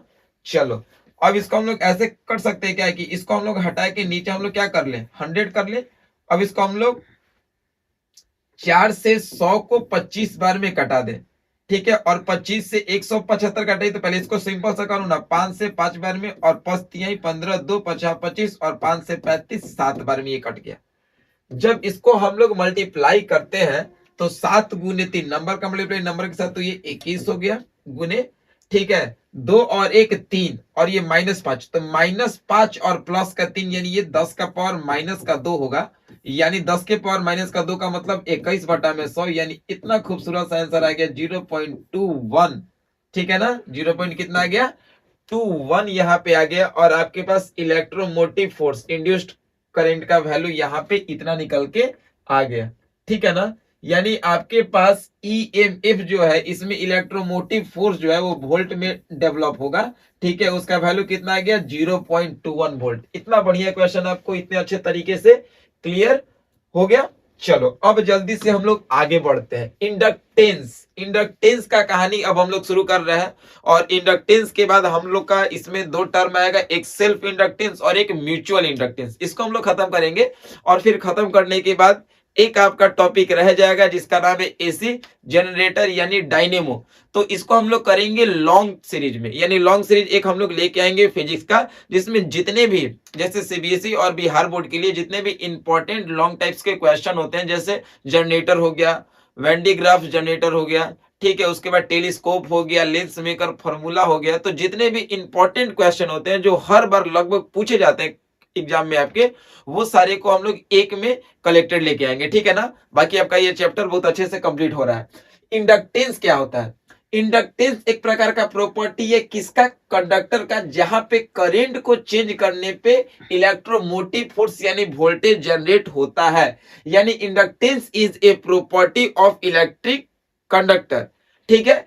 इंडक्टेंस जो है वो आपका एक प्रकार का प्रॉपर्टी है किसका? कंडक्टर का, जहां पे करंट को चेंज करते हैं तो वहां पे वोल्टेज चेंज होता है, इलेक्ट्रोमोटिव फोर्स जनरेट होता है। चलिए साथ में पहले हम लोग एक डिफिनेशन को रिपीट करते हैं। क्या आपको सीखा है? Inductance, inductance is a property of, inductance जो है वो एक प्रकार का प्रॉपर्टी है किसका? इलेक्ट्रिक कंडक्टर का, जहां पे हम लोग करंट में अगर चेंजिंग करते हैं तो करंट में चेंजिंग करने के दौरान वोल्टेज यानी इलेक्ट्रोमोटिव फोर्स जनरेट होगा, ठीक है। इसको हम लोग कहेंगे इंडक्टेंस। इंडक्टेंस दो भाग में बढ़ता है, एक को बोलते हैं सेल्फ इंडक्टेंस, एक को बोलते हैं म्यूचुअल। सेल्फ का मतलब खुद से, म्यूचुअल का मतलब पारस्परिक, आसपास, ठीक है।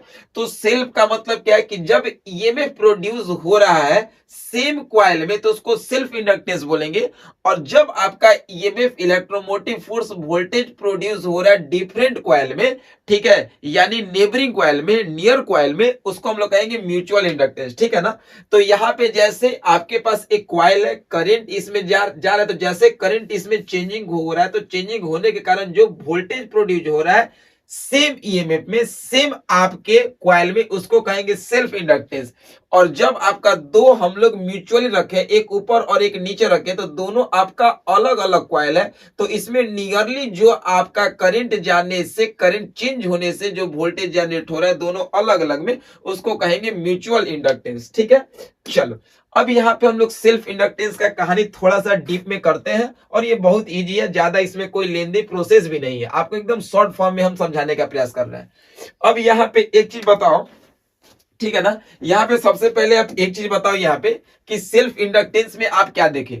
सेल्फ इंडक्टेंस में आप पढ़े होंगे V directly proportional to the rate of change of current, यानी जो rate of change of current है वो डायरेक्टली प्रोपोर्शनल टू वोल्टेज है यहाँ पे, यानी इसको हम लोग उल्टा ऐसे बोल सकते हैं कि voltage is directly proportional to rate of change of current. Rate of change of current का मतलब यही होता है कि करंट बाय टाइम, जहां पे रेट लगता है वहां पे बटे टाइम लगता है, और यहाँ पे करंट बहुत छोटा है, ठीक है। तो यानी करंट बहुत छोटा का मतलब करंट आपका चेंज कर रहा है, फ्लक्चुएट कर रहा है टाइम के रिस्पेक्ट में, यानी टाइम के रिस्पेक्ट में करंट यहाँ पे वेरी कर रहा है, ठीक है। तो प्रोपोर्शनलिटी हटेगा तो इक्वल, इक्वल के साथ कांस्टेंट, और यहाँ पे सेल्फ इंडक्टेंस को हम लोग एल से करते हैं और म्यूचुअल इंडक्टेंस को हम लोग एम से करते हैं। तो यहाँ पे एल लिखेंगे, और यहाँ पे माइनस का मतलब क्या आपको पता है कि चाहे वो इंड्यूस्ड करंट हो, चाहे वो मैग्नेटिक फ्लक्स हो, ठीक है, उसको वो अपोज करता है। कौन? ये लेंज लॉ, और ये माइनस जो है वो लेंज लॉ के बारे में डिनोट कर रहा है, यानी एल जो है वो आपका सेल्फ इंडक्टेंस है और माइनस जो लगा वो लेंज लॉ के द्वारा हुआ। ठीक है, इसको आप इक्वेशन 1 बना लो।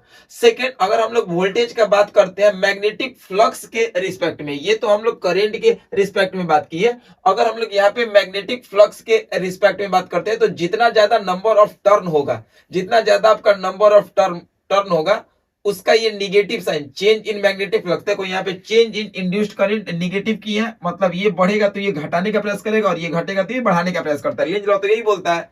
अभी हमने पिछले कुछ समय पहले इसके बारे में जिक्र किया था।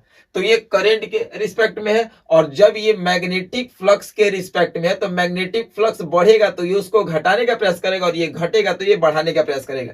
तो करंट के रिस्पेक्ट में ये है और वोल्टेज के रिस्पेक्ट में ये है। इनका मतलब नंबर ऑफ टर्न होता है। ठीक है, तो यार दोनों केस में देखेंगे, इसको इक्वेशन बनाओ, इसको इक्वेशन 2, बहुत सिंपल है बाबू। v equal to minus L d i by d t, proportionality हटेगा, इक्वल इक्वल के साथ कांस्टेंट, यहाँ पे सेल्फ इंडक्टेंस कांस्टेंट एल हो गया और लेंज लॉ के द्वारा ये माइनस हो गया तो minus L d i by d T हो गया। और जब हम लोग ये करंट के रिस्पेक्ट में और जब हम लोग मैग्नेटिक फ्लक्स के रिस्पेक्ट में बोलेंगे तो d phi by d t. ठीक है, तो यहाँ पे आपका मैग्नेटिक फ्लक्स भी चेंज कर रहा है with respect of passage of time, इनका मतलब नंबर ऑफ टर्न उस पर जितना ज्यादा हम लोग लपेट रहे हैं। ठीक है, और मैग्नेटिक फ्लक्स में जो चेंजिंग हो रहा है लेंज लॉ के द्वारा जस्ट अपोजिट होता है, तो ये हो गया minus N d phi by d t. इसको इक्वेशन 2 बना लो। जब दोनों में एलएचएस हमारा इक्वल है तो हम लोग आरएचएस को इक्वल कर सकते हैं, तो minus L d i by d t जो होगा, ठीक है, वो इक्वल हो जाएगा किसके, minus N d phi by d t के। डी टी मर गया यहाँ पे, तो यहाँ पे क्या बच गया, माइनस माइनस खत्म, तो L d i equal to N phi बच गया। ठीक है, अब यहाँ पे जब हम लोग इन फाई निकालेंगे तो इन फाई को हम लोग क्या बोलते हैं, तो ये आप याद रखना बाबू कि इन फाई को हम लोग फ्लक्स लिंकेज के नाम से जानते हैं। और जब इस कॉन्सेप्ट के द्वारा हम लोग यहाँ पे एल निकालेंगे, सेल्फ इंडक्टेंस निकालेंगे, तो एल इक्वल टू क्या हो जाएगा, N phi by I. D i का मतलब स्मॉल का करंट, यहाँ पे हम लोग आई लेके चलते हैं, यानी वैल्यू जो लेके चलते हैं वो एक सुटेबल फॉर्म के लिए लेके चलते हैं। और इन फाई का मतलब number of turn into magnetic flux जो होता है उसको हम लोग डिनोट करते हैं फ्लक्स लिंकेज से, और फ्लक्स लिंकेज को हम लोग डिनोट करते हैं किससे, साई से। किससे करते हैं, साई से। ठीक है, ओम साई राम वाला साई। ठीक है, ए साई, इससे हम लोग इसको करते हैं। ठीक है, तो यहाँ पे सेल्फ इंडक्टेंस का जो फॉर्मूला हुआ वो a number of turn into magnetic flux by current, यानी साई बाई करंट। इन फाई को हम लोग साई बाई आई के भी नाम से जानते हैं। तो साई बाई आई जो मिला वो क्या मिला, सेल्फ इंडक्टेंस मिला, किसके टर्म में, in the term of magnetic flux.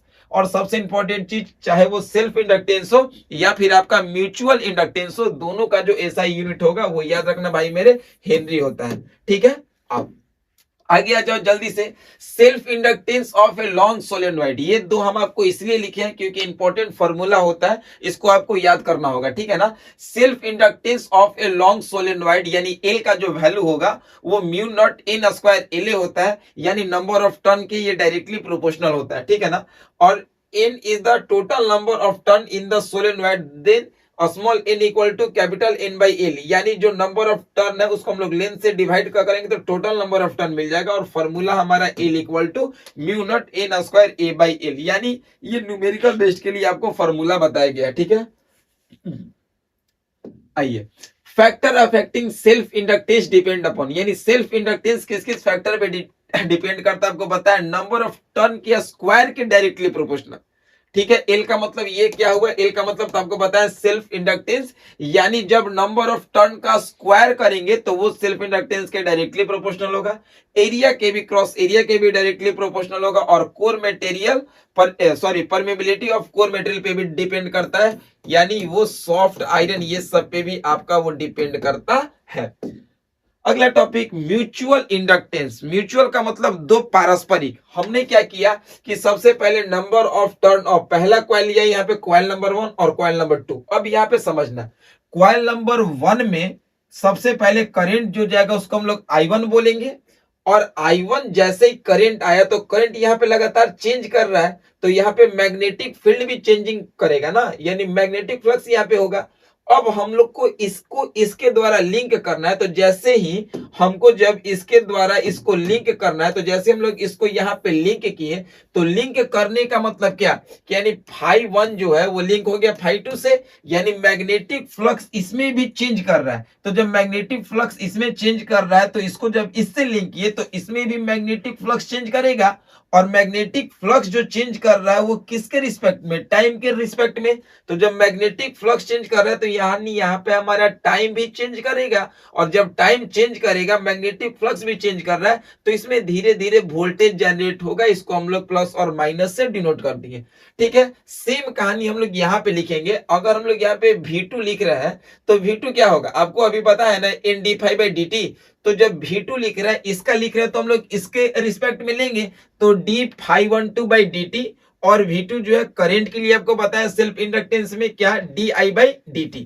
ठीक है, सेम कहानी है, दोनों को मिला दो, इसको इक्वेशन 1 मान लो, इसको 2 मान लो, और ये म्यूचुअल इंडक्टेंस है, तो यानी यहाँ पे माइनस एम यहाँ पे आएगा। सेल्फ इंडक्टेंस रहता तो एल आता। दोनों को मिलाने के बाद सेम कहानी, इसको आप देख लो, from both equation we get, यानी आप जब ये दोनों इक्वल है तो ये दोनों आपका इक्वल आएगा। जब इक्वल आएगा तो इसको सॉल्व करोगे तो MdI1, मतलब इसका लेंगे तो इसके द्वारा, इसका लेंगे तो इसके द्वारा। तो M जो आया है म्यूचुअल इंडक्टेंस, वो N2Q12 अगर लेंगे तो करंट I होगा, और 2 लेंगे तो करंट यहाँ पे सेकंड होगा। यानी ये सिंपल फॉर्मूला, इसका कोई बहुत ज्यादा एप्लीकेशन नहीं होता है, इसको आप सिंपली यहाँ से उतार लोगे। ठीक है ना।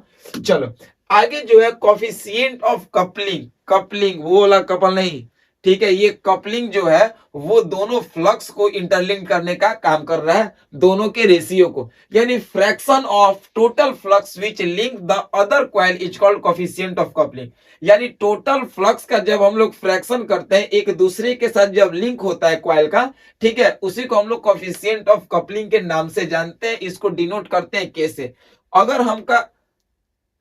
अगर हमारा फ्लक्स φ12 है तो यहाँ पे 1 के रिस्पेक्ट में निकालेंगे, अगर φ21 है यानी सेकंड कॉइल फर्स्ट के रिस्पेक्ट में है, तो यहाँ पे हम लोग 2 के लिए निकालेंगे। यानी खत्म हो गया हमारा कंप्लीट चैप्टर इलेक्ट्रोमैग्नेटिक इंडक्शन का। ठीक है, वन शॉट रिवीजन आपका यहाँ पे पूरा का पूरा कंप्लीट हुआ, यानी जितना भी एनसीईआरटी का कंप्लीट टॉपिक दिया है उसके बारे में हम लोगों ने मिलकर डिस्कस किया।